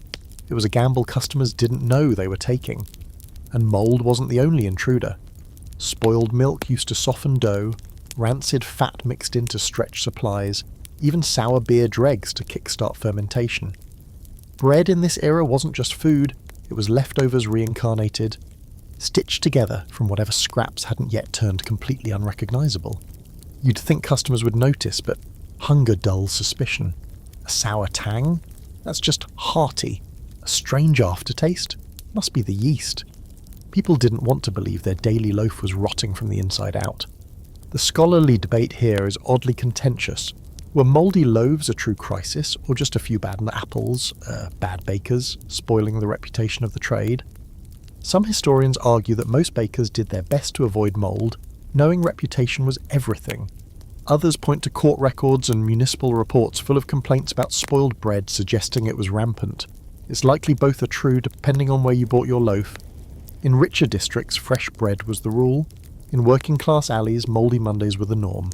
Now picture yourself as the apprentice ordered to scrape the trough clean. You drag your wooden scraper across the sticky mass, wincing as the green patches smear into the dough like watercolour. The baker barks at you to hurry. There are loaves to proof, customers to feed. You bite your lip, gagging on the smell, and fold the corrupted dough back into the batch. Later, when the loaves come out of the oven golden and crisp, no one will guess what lurks inside. The oven hides everything. Customers line up, sniffing the air, their mouths watering. The bread smells fine, even lovely, and they carry their loaves home in baskets, oblivious. A child tugs at his mother's sleeve, begging for a piece, and she breaks off a warm slice, still steaming. He chews happily, crumbs falling down his shirt. The mould doesn't show, the mould doesn't smell anymore, the mould is invisible. And tomorrow, if the boy feels weak, no one will blame the bread. Here's another odd fact. Some bakers reuse dough for weeks at a time. A lump of old dough was kept aside as a kind of starter, folded into fresh flour day after day. In theory, it gave continuity to the loaves. In practice, it was a breeding ground for every mould spore, bacterial colony, and rodent dropping that found its way into the trough. Imagine a living history of contamination, stretched out across dozens of batches. Every loaf carried a little piece of yesterday's rot. As you lean back against the bench, exhausted, you realise there's no escaping it. Mould is part of the bakery's rhythm, as constant as flour dust and oven burns. You stop gagging after a while, you stop noticing. The smell becomes background, the taste becomes normal, and that's the saddest part. Corruption baked so deeply into daily bread that people forgot what pure even meant.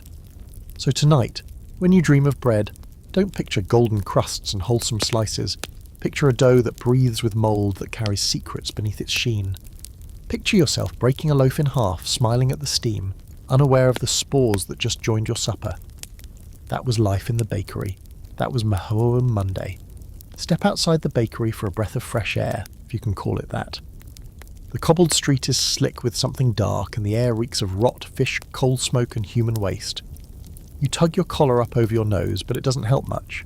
Just across the lane, an open sewer gurgles lazily, carrying away a thick soup of everything the city doesn't want to think about. Chamber pots dumped from windows, butcher's scraps, horse manure, factory sludge. And right beside it, as though this makes perfect sense, sits your bakery, fire-glowing, loaves rising, windows fogged with steam. Bread and sewage side by side. Victorian urban planning wasn't exactly a triumph of public health. Bakeries popped up wherever demand was high, which usually meant crowded working-class neighbourhoods, cheap rent, constant foot traffic, hungry mouths. The fact that these shops often squatted right next to cesspits or refuse heaps didn't matter. After all, customers weren't buying scenery, they were buying loaves. And so they queued outside bakeries where rats darted from drains, where puddles stank of decay, where every breeze carried both the smell of crusty bread and raw sewage at once.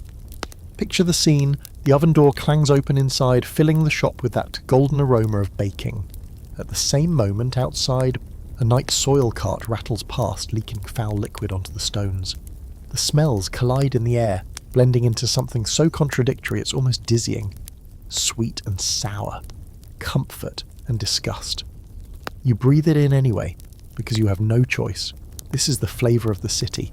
Here's your quirky fringe fact. In some districts, bakeries actually use sewer water to mix dough. Not because they were deliberately cruel, but because water sources were scarce and already contaminated. Wells near cesspits leached filth, public pumps carried disease, and clean water was a luxury. So yes, the same liquid carrying cholera through the streets sometimes went straight into your bread. The oven's heat, they thought, would purify it. Spoiler, it didn't. Scholars argue endlessly about just how bad urban sanitation really was. Some claim Victorian cities were cesspools in every sense of the word, with open drains and foul-smelling air choking every block. Others suggest the worst descriptions came from reformers and journalists who exaggerated conditions to push for change. The truth probably lies in the middle. Some areas were appalling, others slightly better, but all were risky. The Great Stink of 1858, when the Thames reeked so badly Parliament had to stop meeting, proves that filth wasn't a myth. Bread made in this environment couldn't help but carry a little of the city's grime in every bite. Now imagine yourself stepping into the bakery from outside, boots wet from the muck. You track the filth onto the floor as you head straight to the dough bench. There's no washing station, no neat row of sinks. You wipe your hands on your trousers, plunge them into the flour and start kneading. The customers will never know. They'll only taste the crust, not the sewage clinging invisibly to the surface of the loaf. The city itself conspired against cleanliness. Smoke from dough chimneys settled into the dough if windows were left open. Dust from horse traffic drifted onto rising loaves. Even the air was thick with disease. Yet bakeries kept producing day after day because hunger didn't pause for filth. You ate the bread even knowing what it might have touched, because the alternative was emptiness. And here's another grotesque little detail. Rats loved bakeries. The combination of heat, crumbs and opened flour sacks was irresistible. Customers waiting outside sometimes saw rats dart under the doors, only to reappear hours later plump and flour-dusted, as if they'd been playing baker themselves. Did anyone stop buying bread because of it? Not really. Hunger doesn't have the luxury of disgust. Close your eyes and picture that strange duality, a loaf lifted fresh from the oven, crust crackling, steam curling upward. In the background, the sewer burps, a rat splashes in the muck, and the air itself hums with rot. You take a bite anyway. It tastes good, better than it smells, and for a brief moment you can almost forget the filth surrounding you. Almost. Because this was the Victorian reality. Bread and sewage, inseparable companions on the same street. One promised nourishment, the other carried disease, and every day you lived between them, hoping the balance tipped in your favour. The loaf is baked, the crust crackles, and it's time to slice. You reach for the knife, long and gleaming, or at least, once upon a time it was gleaming. Now it's worn from years of sawing through hard crusts and chalky interiors, serrated teeth dulled but biting. You drag it across the loaf and hear that familiar rip. Not a clean slice, but a tearing almost like cutting fabric. That sound, more than the smell or the taste, is the anthem of the bakery. The bread knife at work. Victorian knives weren't the neat, factory-perfect tools you find in modern kitchens. They were hand-forged, often mismatched, and designed less for elegance than for brute utility. Early bread knives were sometimes just repurposed butcher blades or carpenter's saws. A true serrated edge didn't become common until the late 1800s, when clever inventors realised that bread crust was more like wood than meat. It needed to be sawed, not chopped. Before then, knives were smooth-edged, which meant your loaf ended up flattened under the pressure, slices squashed into lumps rather than neat wedges. But necessity is the mother of invention. Bakers and housewives alike learned tricks. Heating the knife over the fire for a cleaner cut, greasing the blade with fat to keep crumbs from sticking, or simply ripping the loaf apart by hand when patience wore thin. There's a kind of intimacy in that image. Families tearing bread with their fingers, passing chunks around the table, crumbs scattering on worn wooden boards. The knife was useful, but the bread itself was communal. Here's a quirky fringe fact. The serrated bread knife wasn't patented in Britain first. It came from America, where a man named Joseph Burns registered the design in 1893. His bread saw looked exactly like what you'd imagine, basically a carpenter's tool disguised as a kitchen utensil. Europeans quickly adopted the idea, and by the turn of the century, serrated knives had spread into bakeries across England. The Victorians, who'd spent decades wrestling with blunt blades and crushed loaves, must have felt as though someone had handed them a miracle. Yet even with knives, accidents were frequent. A tired baker's boy soaring too hard might slip and slice his palm. Bandages were crude, cleanliness was worse, and infections spread fast. Some boys lost fingers, nicked away in the service of bread. Customers, too, weren't safe. Those thick-crusted loaves could resist even sharp knives, forcing households to lean their full weight into every slice. There are accounts of people cutting themselves badly enough to end up with permanent scars, souvenirs from breakfast.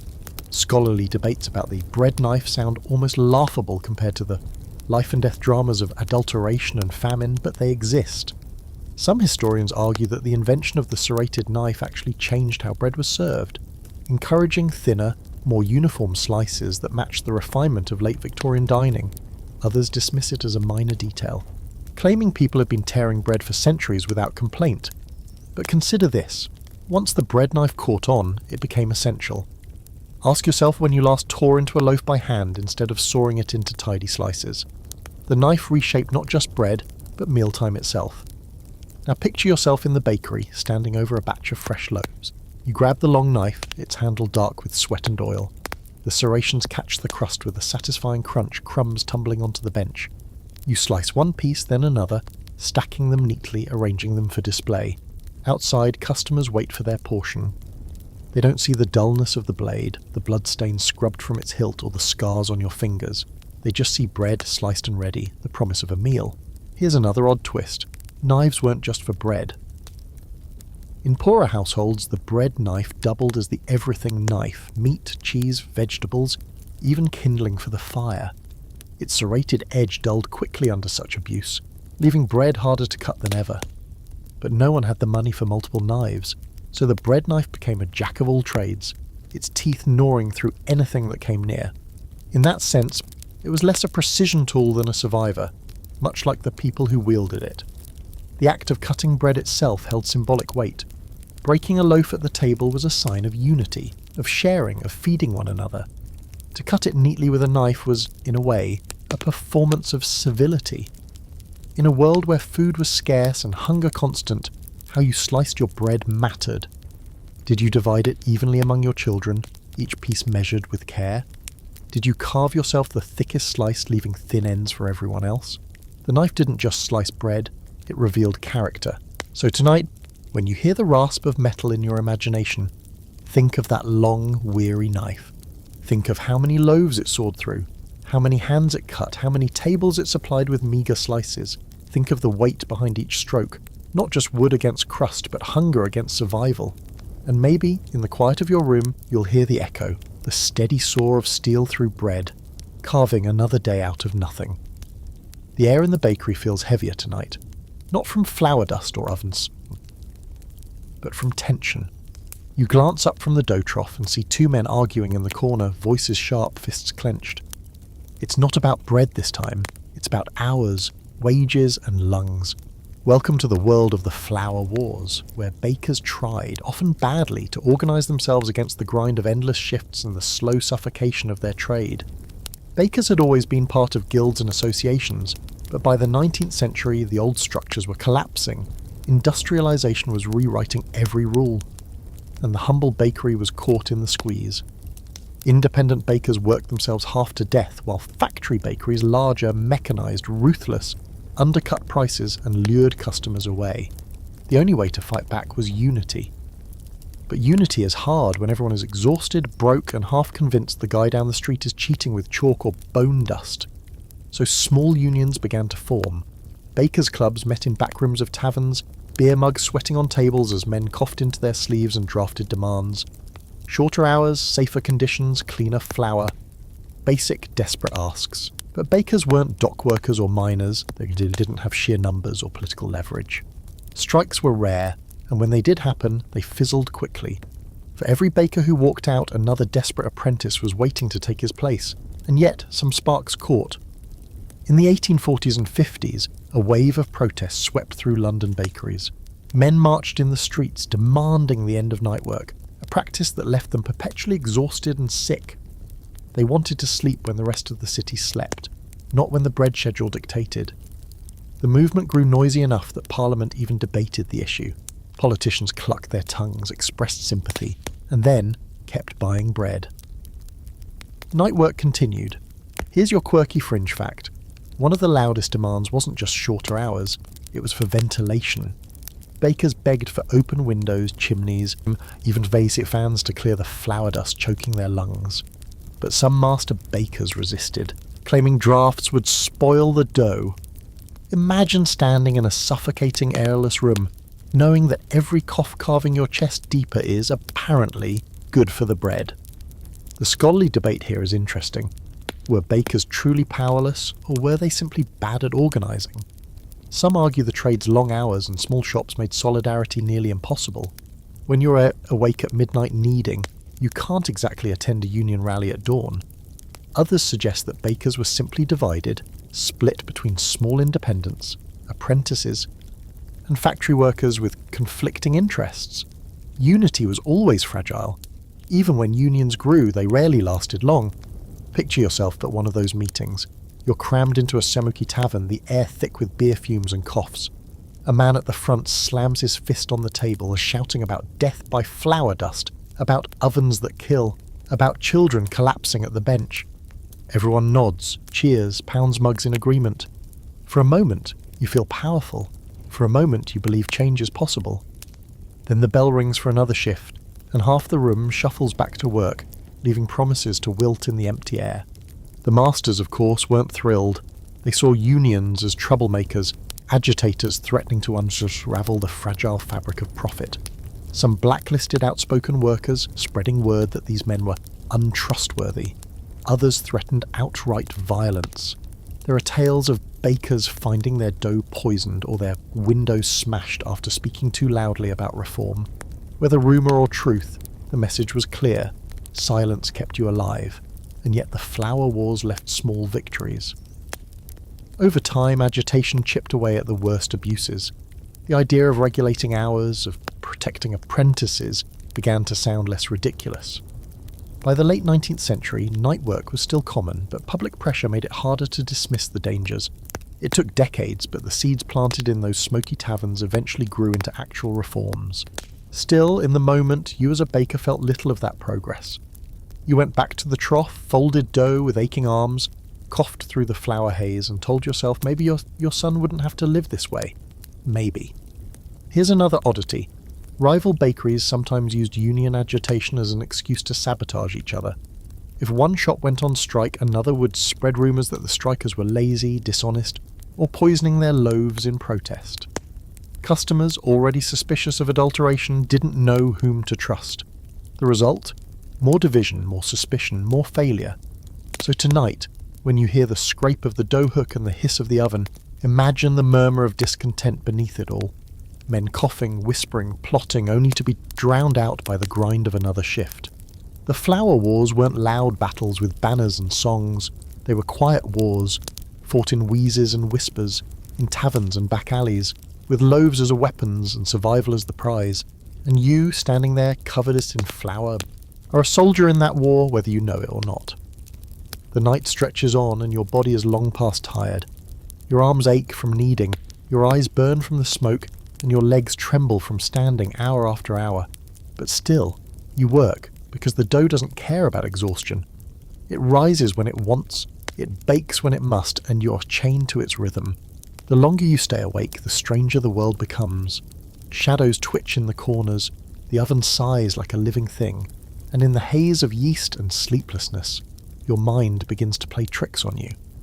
Victorian bakers didn't just suffer from coughs and burns. They lived in a state of perpetual fatigue, 16-hour shifts 7 days a week, nights spent half dozing on flour sacks or curled beside the oven. Sleep was stolen in snatches, shallow and restless, never enough to restore. Add to that the constant inhalation of yeast fumes, the sour alcoholic tang wafting off bubbling dough, and you had the perfect recipe for hallucination. Imagine staring at the trough at 3 a.m, dough bubbling quietly.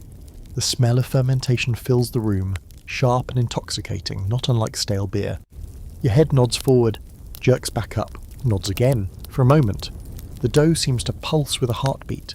You rub your eyes, but it doesn't stop. You swear you hear it whisper. Not words exactly, just sounds, soft and wet, like a secret being shared. You laugh nervously, tell yourself it's nothing.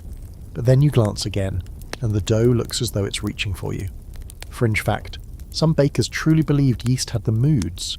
When loaves collapsed or turned sour, they blamed not just temperature or timing, but the spirit of the yeast. A happy dough, they said, meant good bread. An angry one would ruin the batch. Was this superstition? Or just a sleep-deprived mind trying to make sense of a living process it couldn't fully control? Hard to say. Scholars debate the role of yeast fumes in these visions. Breweries were infamous for causing workers to stagger like drunkards from prolonged exposure to carbon dioxide and alcohol vapours. Bakeries weren't much different. Fermenting yeast emits the same gases, though in smaller amounts. Some argue the combination of fumes and exhaustion created a kind of mild delirium. Others suggest it was simply sleep deprivation alone, your brain short-circuiting after too many nights without proper rest. Either way, bakers described strange sights. Shadows moving when nothing stirred, voices in empty corners, even ghostly figures kneeling at the oven. Picture yourself now, leaning on the bench, eyelids heavy. You hear the oven crackle, louder than usual, almost like laughter. You look up and see shapes in the rising steam, faces, half-formed, grinning. You shake your head, blink hard, and they vanish. A boy nearby nudges you, muttering that he's seen them too. You don't argue, you don't laugh, you just keep working because the bread still needs shaping. Madness or not, customers are waiting at dawn. This is the cruelty of fatigue. It doesn't stop the world. The loaves don't wait while you rest your eyes. If you collapse, someone else takes your place. If you fall asleep, you wake to the smell of burning crust and the baker's fist on your shoulder. There's no mercy in the schedule. Sleep becomes something you snatch in seconds, half dreaming while kneading, jerking awake with the rhythm of the dough. Oddly, some bakers embraced the delirium. Stories circulated of men who claimed they talked with the yeast, that they could predict its behaviour by the dreams they had while dozing near the trough. Others said exhaustion gave them clarity, a kind of trance in which they could work faster, smoother, almost without thought. It's not hard to imagine, your body on autopilot, muscle memory taking over, while your mind drifts into strange territories. But there were darker turns too. Sleep-deprived bakers sometimes wandered into the streets mid-shift, loaf still in hand, muttering nonsense to confused passers-by. A few never came back. Others collapsed into the oven's glow and woke up blistered. Some simply didn't wake up at all. Here's another fringe detail. Newspapers occasionally reported bakers found wandering like drunkards at dawn, dazed and barefoot, covered in flour. Neighbours whispered about ghosts or madness, but the truth was simpler. Exhaustion had broken them. The bread consumed more than their time, it consumed their minds. Now close your eyes and imagine the bakery at its quietest, that liminal hour before dawn. The dough is alive, the oven hums, and your body sways with fatigue. You see shapes where there are none, hear voices in the flowery air, feel the room tilt under your feet. You're not sure what's real anymore, but you keep kneading, always kneading. Because hallucination or not, the bread must rise. And that's the cruel poetry of it. Even madness bows to the schedule. The loaf on the counter isn't white or brown this time. It's green. Not mouldy green, though you've seen plenty of that, but an eerie, almost glowing hue, as though someone slipped a streak of paint into the dough. Customers lift the loaves suspiciously, sniff them, break them open. The colour runs all the way through. Whispers ripple through the street. Is it poisoned? Is it cursed? Or is this simply another Victorian trick of the trade? Green bread wasn't unheard of in the 19th century, though it was never meant to be a feature. Sometimes the culprit was copper sulfate, added deliberately to whiten flour or stiffen dough. In the wrong amounts, it reacted with moisture and light to create a faint greenish tint. Harmless? Not exactly. Copper sulfate is toxic, capable of causing nausea, vomiting, even organ damage. But the baker down the street would insist it was aesthetic, bread with a sheen, proof of quality. Customers weren't convinced. Other times the culprit was flour itself. Grain storage was tricky. Damp wheat could harbour moulds or algae that tinted the flour. Mix it into dough, and suddenly your loaf was streaked with unnatural colours. Green, blue, even purplish shades. Bakers shrugged and sold it anyway. Better than nothing, they'd argue. Handing loaves across the counter to desperate families. The colour might raise eyebrows, but hunger silenced objections.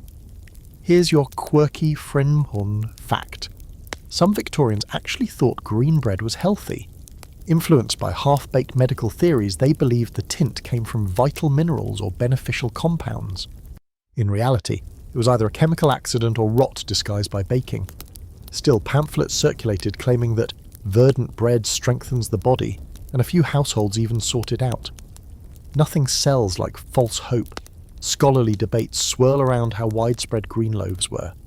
Some historians suggest they were rare accidents, isolated cases blown up into scandal by newspapers eager for a juicy headline. Others argue they were far more common, a symptom of the casual way bakers handled additives and spoiled flour. Evidence is thin, but fragments of discoloured bread preserved in museum collections suggest the problem was real enough to leave traces a century later. Picture yourself as the apprentice called to explain the strange loaf to a furious customer. She slams it on the counter, demanding answers. You stammer something about flour quality or new methods. She glares, mutters about witchcraft, and storms out. The master baker shrugs, carves the loaf in half, and eats a slice himself to prove it won't kill anyone. His face stays calm, but later that night he spends hours doubled over, regretting his show of bravado. The unsettling part wasn't just the colour, it was the uncertainty. People already doubted their bread. Was it chalky, doctored, stale? Now it was turning shades never meant for food. It shook trust in the most basic staple. Imagine sitting at your table, breaking open a loaf, and seeing the crumb glow faintly green in the candlelight. Would you feed it to your children? Would you risk it yourself? Or would you stare at it until hunger forced your hand? Here's another odd twist. Copper sulfate, one of the culprits, was also used in agriculture to kill fungus on vines. So the same chemical keeping mildew off grapes in a vineyard might later turn your bread green. The Victorians didn't see the irony. To them, it was simply another tool of progress, a chemical that could be useful if you ignored the side effects. Some bakers tried to laugh it off. They nicknamed the loaves emerald bread or lucky loaves, joking that customers were getting more than they paid for. But behind the humour was unease. Green meant sickness. Green meant corruption. Bread was supposed to be golden, the colour of sunlight and harvest. A green loaf felt like betrayal, so imagine yourself lifting a slice to your lips, trying not to stare at the odd tint. You chew, the texture is the same, the taste only slightly metallic, but your stomach churns with suspicion. You swallow anyway because hunger is stronger than fear. Tomorrow you'll do it again. That's the reality of green bread. Not just a curiosity, not just a scandal, but a reminder that in this world, even the colour of survival could turn against you. The bell above the bakery door rattles again. And this time it isn't just customers looking for bread, it's class lines walking in, loud and obvious. A well-dressed gentleman in a dark coat steps inside, followed a few minutes later by a housemaid in a patched shawl. Both are here for loaves, but what they walk out with couldn't be more different. Bread in Victorian England wasn't just food, it was a declaration of status. For the wealthy, the standard was white bread. The whiter, the better. It looked pure, refined, civilised. Eating white bread was a way to show you were above coarse grains, above peasant fare. And if alum, chalk, or copper sulfate gave that loaf its bright pallor, well, that was a small price to pay for appearances. At banquets, the fine, soft crumb of white bread graced every table paired with delicate meats and cheeses. A golden crust here, a dainty roll there, the bread was almost ornamental. For the poor, bread was rougher, darker, chewier. Sometimes it was rye, sometimes barley, sometimes a mix of whatever was left over after the miller had sold the finest flour to richer clients. It wasn't just brown, it was hard, dry, often stale before you even got it home. If you were lucky, you soaked it in broth or tea to soften it. If you weren't, you cracked a tooth on the crust and carried on. Then the poor man's loaf wasn't meant to be enjoyed, it was meant to fill a belly and keep the body moving one more day. Here's your quirky fringe fact. Prisons and workhouses deliberately served inferior bread to remind inmates of their low station. Coarse brown loaves became part of punishment. The logic was that pale bread symbolised refinement and reward, while dark bread was for the undeserving. In other words, you could read someone's worth by the colour of their crust. Scholars debate just how strict this divide was. Some argue the differences were exaggerated, that plenty of middle-class families ate both kinds depending on the season and price of wheat. Others insist the symbolism was real, citing diaries and cookbooks that draw sharp distinctions between family bread and servant bread. Whatever the truth, the perception mattered. People believed bread marked their place in the world, and belief has power. Picture yourself at the bakery counter, coin in hand. If you're well off, you point proudly at the stack of white loaves, their crusts pale and tidy. If you're poor, you mumble and gesture toward the rough rounds piled in the corner, darker and less appetizing. The baker knows which is which. Everyone in the queue knows. It's written on your face, in your clothes, in your bread. Now imagine bringing that loaf of yeast home. In a wealthy parlour, the white bread sits neatly sliced, buttered, and offered on china plates. In a cramped tenement, the brown loaf is hacked apart with a dull knife, dunked into cabbage soup stretched as far as it can go. 2 loaves, 2 lives, worlds apart, yet baked. In the same oven, from the same sacks of flour, divided only by what's sifted out and who can pay for it. Another odd twist. Sometimes poor families bought stale white bread discarded by the wealthy. It was cheaper than fresh brown bread, and it carried the illusion of refinement. You might gnaw through yesterday's loaf, dry and crumbly, and still feel a flicker of pride that you were eating gentleman's bread. Hunger and aspiration tangled in every bite. The irony, of course, is that brown bread was healthier. Whole grains carried fibre, minerals and vitamins stripped from refined flour. The poor were accidentally nourished better than the rich, even as they envied the whiteness of the upper-class loaf. It's one of history's cruel little jokes. What looked refined was actually the more dangerous choice. But perception always outweighs truth in times like this. To tear into soft, pale bread was to taste dignity, even if it carried alum's sting. To choke down coarse crusts was to taste shame, even if it carried strength. Bread wasn't just fuel, it was social theatre, a daily performance on every plate. So tonight, as you drift, imagine the 2 loaves side by side on the bench. One pale and dainty, fit for a gentleman's supper. One rough and dark, destined for a workhouse bowl. Both come from the same oven fire, yet one whispers wealth while the other shouts poverty. And whichever one you bite tells the world exactly who you are. The alley behind the bakery is narrow, damp and littered with scraps of straw and coal dust. By day it's just another forgotten back street. By night it becomes an arena. You lean against the doorframe, flour still clinging to your sleeves, and watch as 2 groups square off, bakers on one side, butchers on the other. The insults start first low and muttered, but within minutes fists are swinging. It's not about bread or meat exactly, it's about turf, pride and survival. Welcome to the less advertised side of Victorian trades. Alley brawls, bakers and butchers had more in common than they like to admit. Both worked brutal hours in suffocating shops. Both dealt with the stink of their trade clinging to their skin. Both faced customers who demanded cheap food and complained endlessly about quality. And both were suspicious of the other.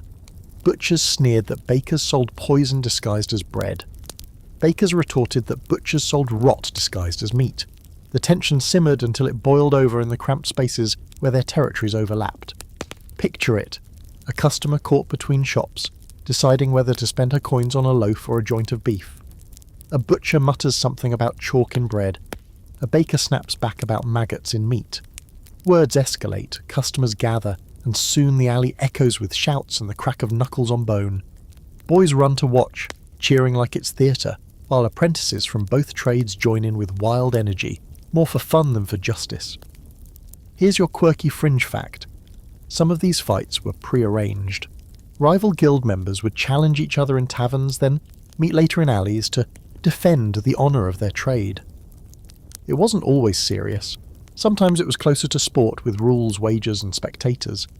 Other times it turned ugly, with broken jaws, missing teeth, and shop windows smashed to shards. In either case, the city authorities mostly ignored it. Another brawl in another backlane wasn't newsworthy unless someone died. Scholars debate whether these turf wars were truly about economics or simply youthful bravado. Some argue that competition for customers drove genuine hostility, especially in poor neighbourhoods where one loaf or cut of meat meant the difference between survival and starvation. Others suggest it was more about masculinity and identity, young tradesmen proving themselves with fists when wages gave them little else to feel proud of. The records show both motives, tangled together like smoke in the night. Now picture yourself dragged into one of these fights. You've been kneading all night, arms heavy, lungs burning, and finally you're squaring up against a butcher's apprentice built like an ox. He swings, you duck, flour puffing from your clothes like smoke. The crowd jeers, coins change hands in bets, and for a few surreal minutes the bread and meat trades aren't about food at all, they're about who can throw the better punch. Sometimes the fight spilled into the shops themselves. Imagine a butcher bursting into a bakery mid-shift, shouting insults, knocking loaves from shelves. The baker retaliates, hurling a tray of rolls like stones. Customers scatter, children laugh, someone calls for the watch, but by the time anyone official arrives, the combatants are gone, licking their wounds, nursing their pride, and plotting the next skirmish. Here's another odd twist. Bakers and butchers occasionally teamed up against outsiders. When fishmongers or grocers tried to undercut both trades with cheaper imports, the old rivals suddenly stood shoulder to shoulder, fists united against a common threat.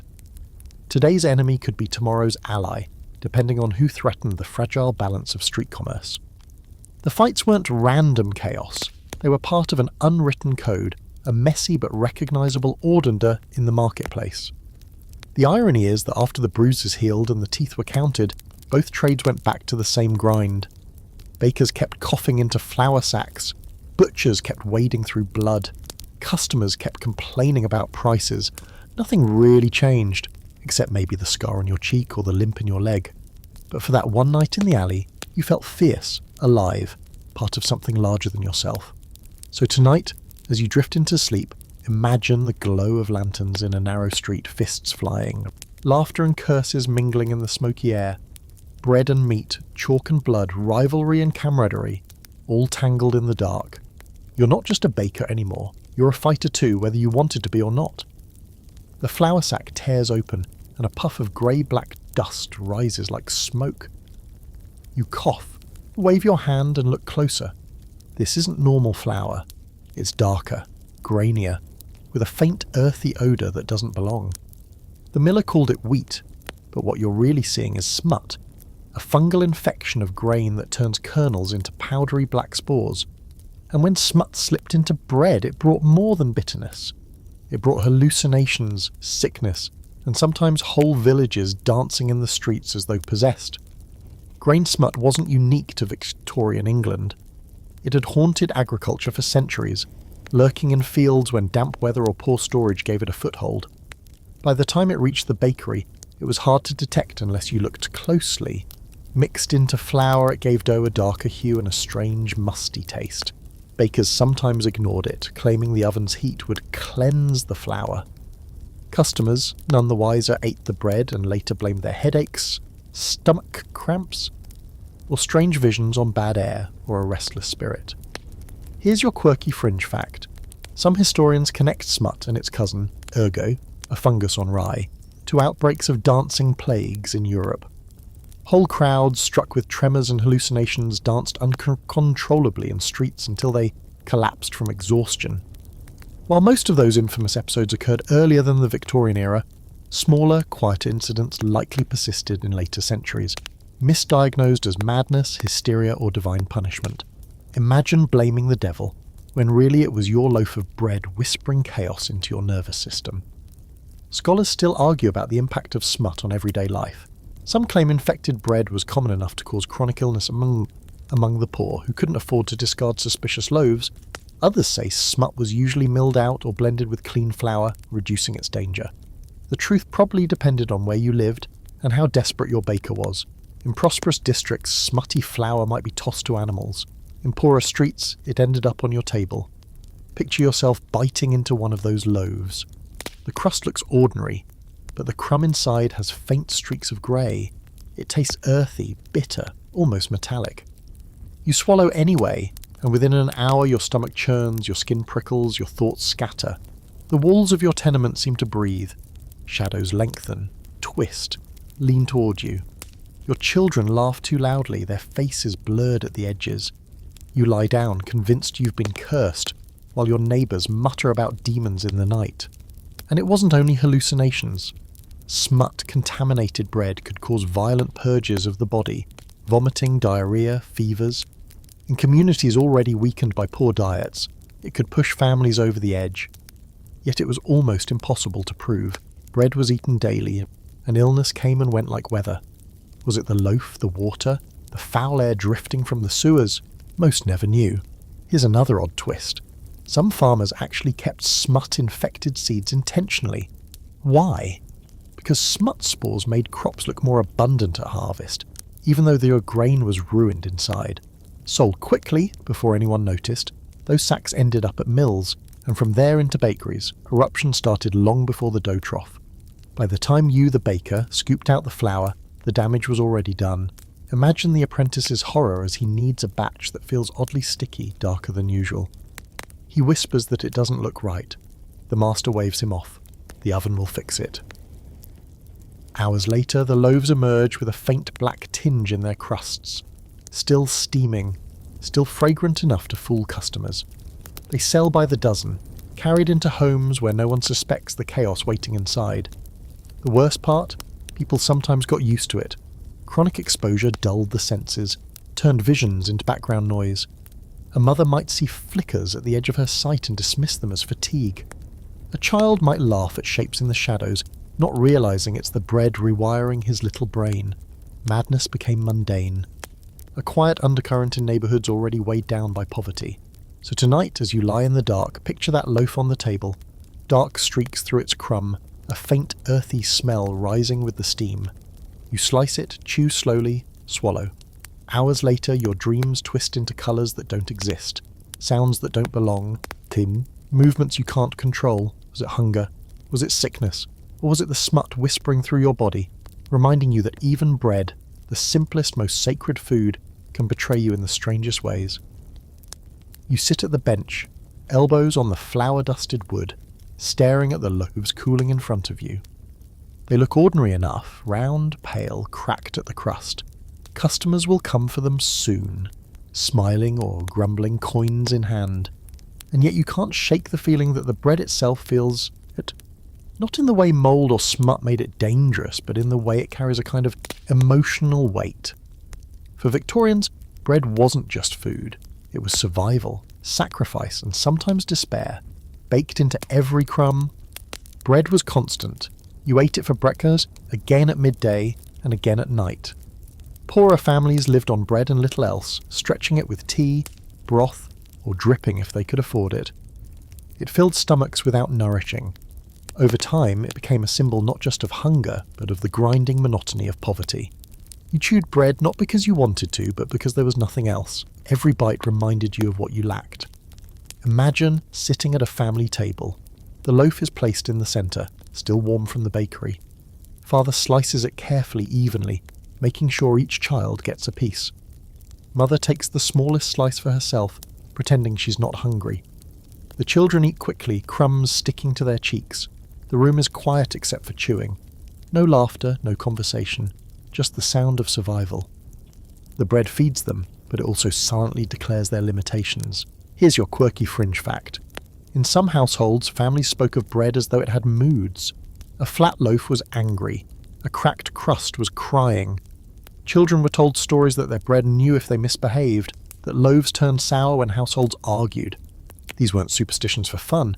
They were ways of giving meaning to a monotonous staple, a way of softening the truth that bread was all there was. Scholars debate the role of bread as a cultural symbol in Victorian society. Some see it as purely functional, the cheapest calorie per coin, stripped to poetry by the grind of urban poverty. Others argue it carried profound metaphorical weight.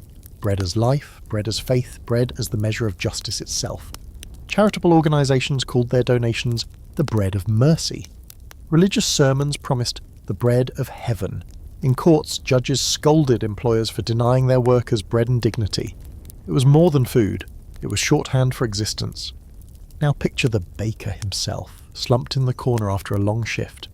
He's surrounded by the smell of bread, hundreds of loaves cooling on racks, but his own belly growls. He can't afford to eat freely from his own labour. His hands are cracked, his chest wheezes, and yet he keeps baking because he knows the bread isn't just for customers, it's for the illusions of stability. If there's bread on the table, then life, however grim, continues. And yet the bread itself seemed to carry the weariness of its makers. Crusts were often too hard, loaves too small, dough overworked from tired hands. Even when it was edible, it wasn't joyful. Bread was the background of life, grey and silent. Compare that to the rare occasions when cakes or pastries appeared. Sugar, spice, golden crusts, those were celebrations. Bread was a duty. Another odd detail, some reformers wrote poems about bread, not about its beauty, but about its sorrow. Lines like, "Our bread is bitter, our bread is thin," became rallying cries in pamphlets against poverty. Bread was politicised, romanticised, lamented. For those living in the middle of it, the poetry probably sounded hollow, but the image stuck. Bread as the measure of whether society was thriving or failing. Imagine yourself tearing off a piece late at night. You chew slowly, the crust rough against your teeth, the crumb dry on your tongue. It doesn't taste bad, but it doesn't taste good either. It tastes like routine, like compromise, like resignation. It tastes like every night before and every night after. You sigh, swallow, and reach for another piece, because that's what there is. Bread kept people alive, yes, but it also quietly told them how little their lives were worth. So tonight, as you settle into the dark, think of that loaf on the table. Heavy, plain, necessary. A loaf that doesn't smile, doesn't sing, doesn't celebrate. A loaf that simply endures just as you do. Bread as sustenance. Bread as burden. Bread as the saddest companion in the room. The oven door creaks open, but instead of soft loaves, you're sliding in something harder, flatter, and far less forgiving. The smell is different too, drier, sharper, almost dusty. This isn't bread meant for a breakfast table. This is hardtack, the infamous ship's biscuit that carried sailors, soldiers and explorers through months of travel, chewing as they cursed. Compared to bread, hardtack wasn't food, it was survival pressed into brick form. Hardtack was flour, water and sometimes a little salt, nothing more. Mixed, rolled, cut into squares, then baked until it was hard enough to break teeth. Twice baked, even thrice baked, it was designed not to taste good but to last, sealed in barrels. It could survive months at sea without moulding, though that didn't mean it stayed fresh. By the time a sailor pried one out, it was often crawling with weevils or streaked with mildew. Still, he ate it, tapping it on the table first to knock out the bugs, then soaking it in broth or rum to soften it enough to chew. Imagine being on deck in the middle of the Atlantic, wind tearing at your coat, stomach growling. You pull a biscuit from your pocket. It's so hard you could use it as a weapon. You slam it against the railing, splintering the corner, and pop the shard into your mouth. It tastes like flour, dry and bitter, crumbling into powder that clogs your throat. You cough, swallow, and chase it with a gulp of weak beer. Dinner complete. Here's your quirky fringe fact.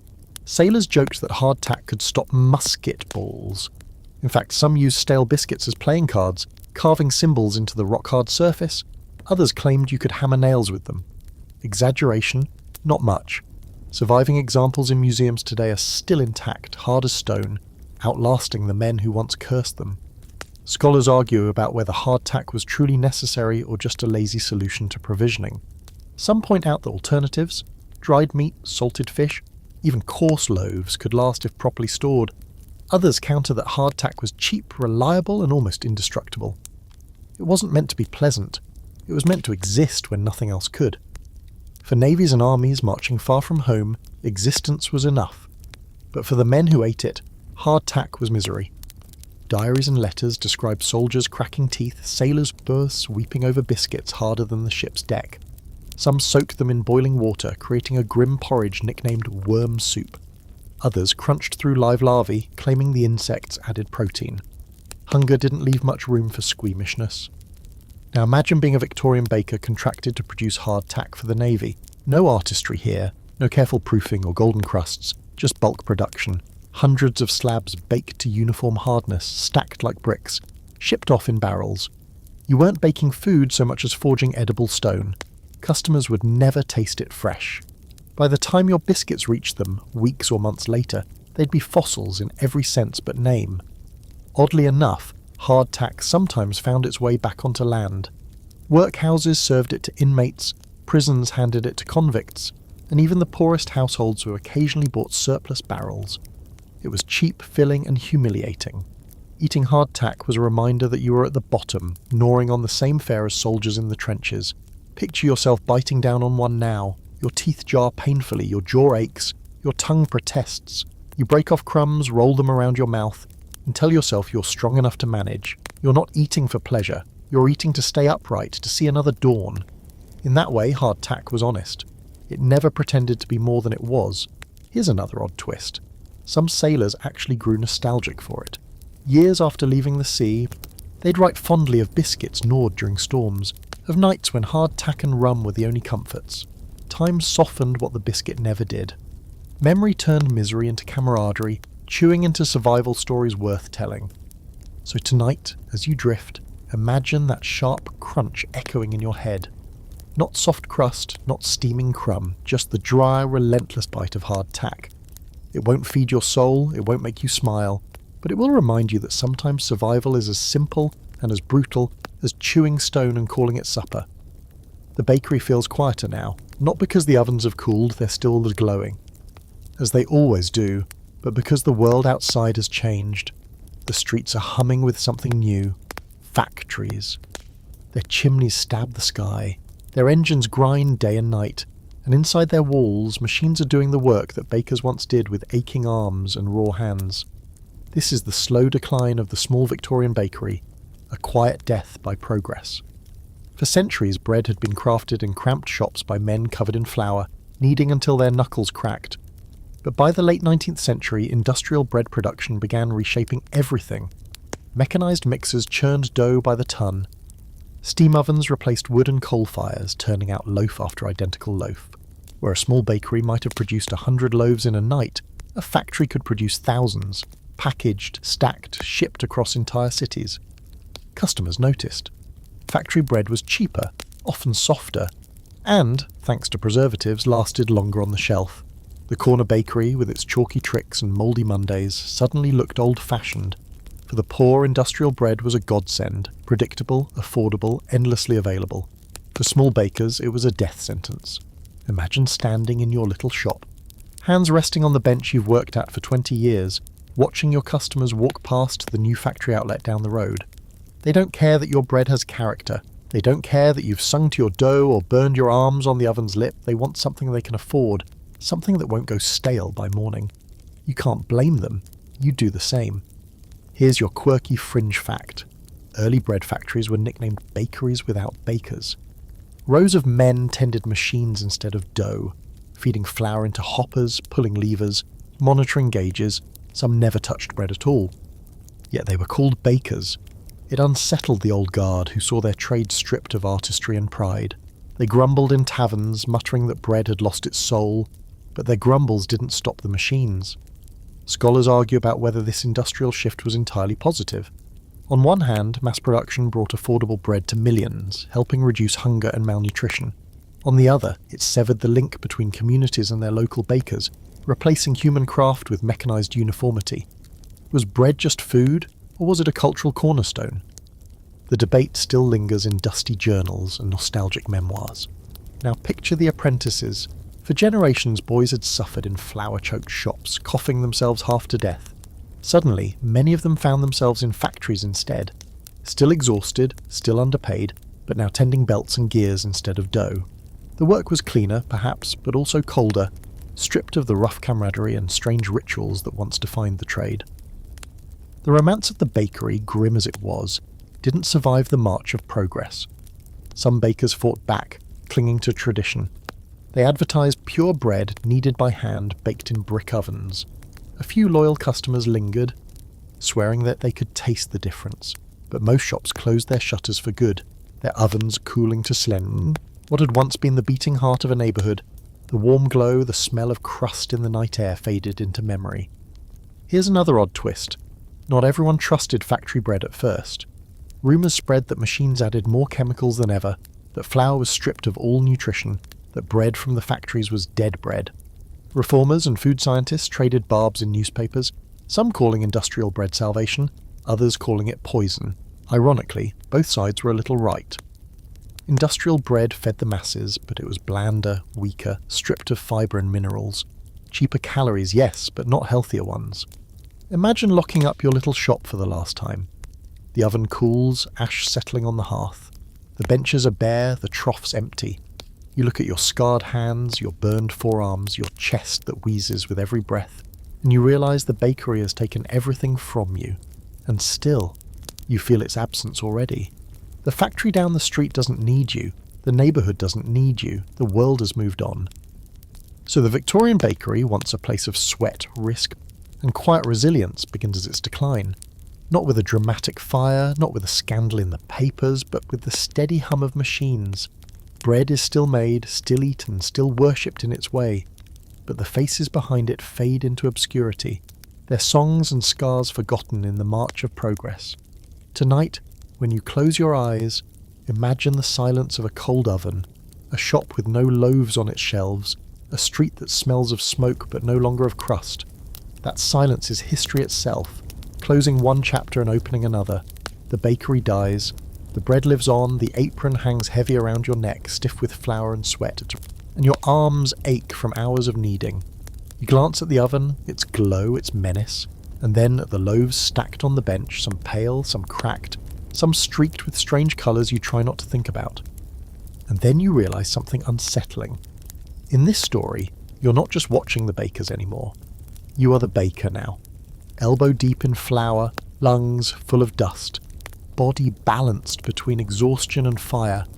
You feel the rhythm of the trade taking you over. Wake at midnight, knead until dawn, feed the fire, sweep the flour, scrape the mould, serve the queue. Day after day, loaf after loaf, until time blurs into the same endless cycle. You cough, you wipe your brow, you burn your wrist on the oven's lip. You don't think about it anymore. Pain is as ordinary as crust. Imagine stepping outside the bakery for a breath of air. The street is alive with customers, but also with stench. Sewers gurgling, horses clattering, smoke choking the sky. You hand a loaf to a housemaid who clutches her coins tight, then another, to a gentleman who doesn't bother to look you in the eye. Both loaves came from the same dough, adulterated with the same chalk and alum. Both will fill bellies, and both will gnaw at them later. Bread doesn't discriminate. People do. Here's your quirky fringe fact. Some bakers claimed they could tell the health of a city just by looking at its bread queues. Long lines of ragged children meant hunger and disease spreading. Shorter, brisker lines meant stability. Bread was the pulse of life, and bakers, whether they wanted to or not, became its doctors. They could diagnose a society's sickness just by counting coins at dawn. Scholars debate whether bakers were villains or victims. Were they knowingly poisoning the poor, pocketing profits while selling adulterated loaves? Or were they trapped, crushed between high wheat prices, ruthless competition, and customers who demanded cheap bread no matter what? Historians argue both sides, but when you're standing here with flour in your hair and sweat stinging your eyes, you know the truth feels murkier. Maybe bakers were both, desperate and complicit, survivors and executioners all at once. Now close your eyes and really imagine it. The trough under your hands, sticky with dough.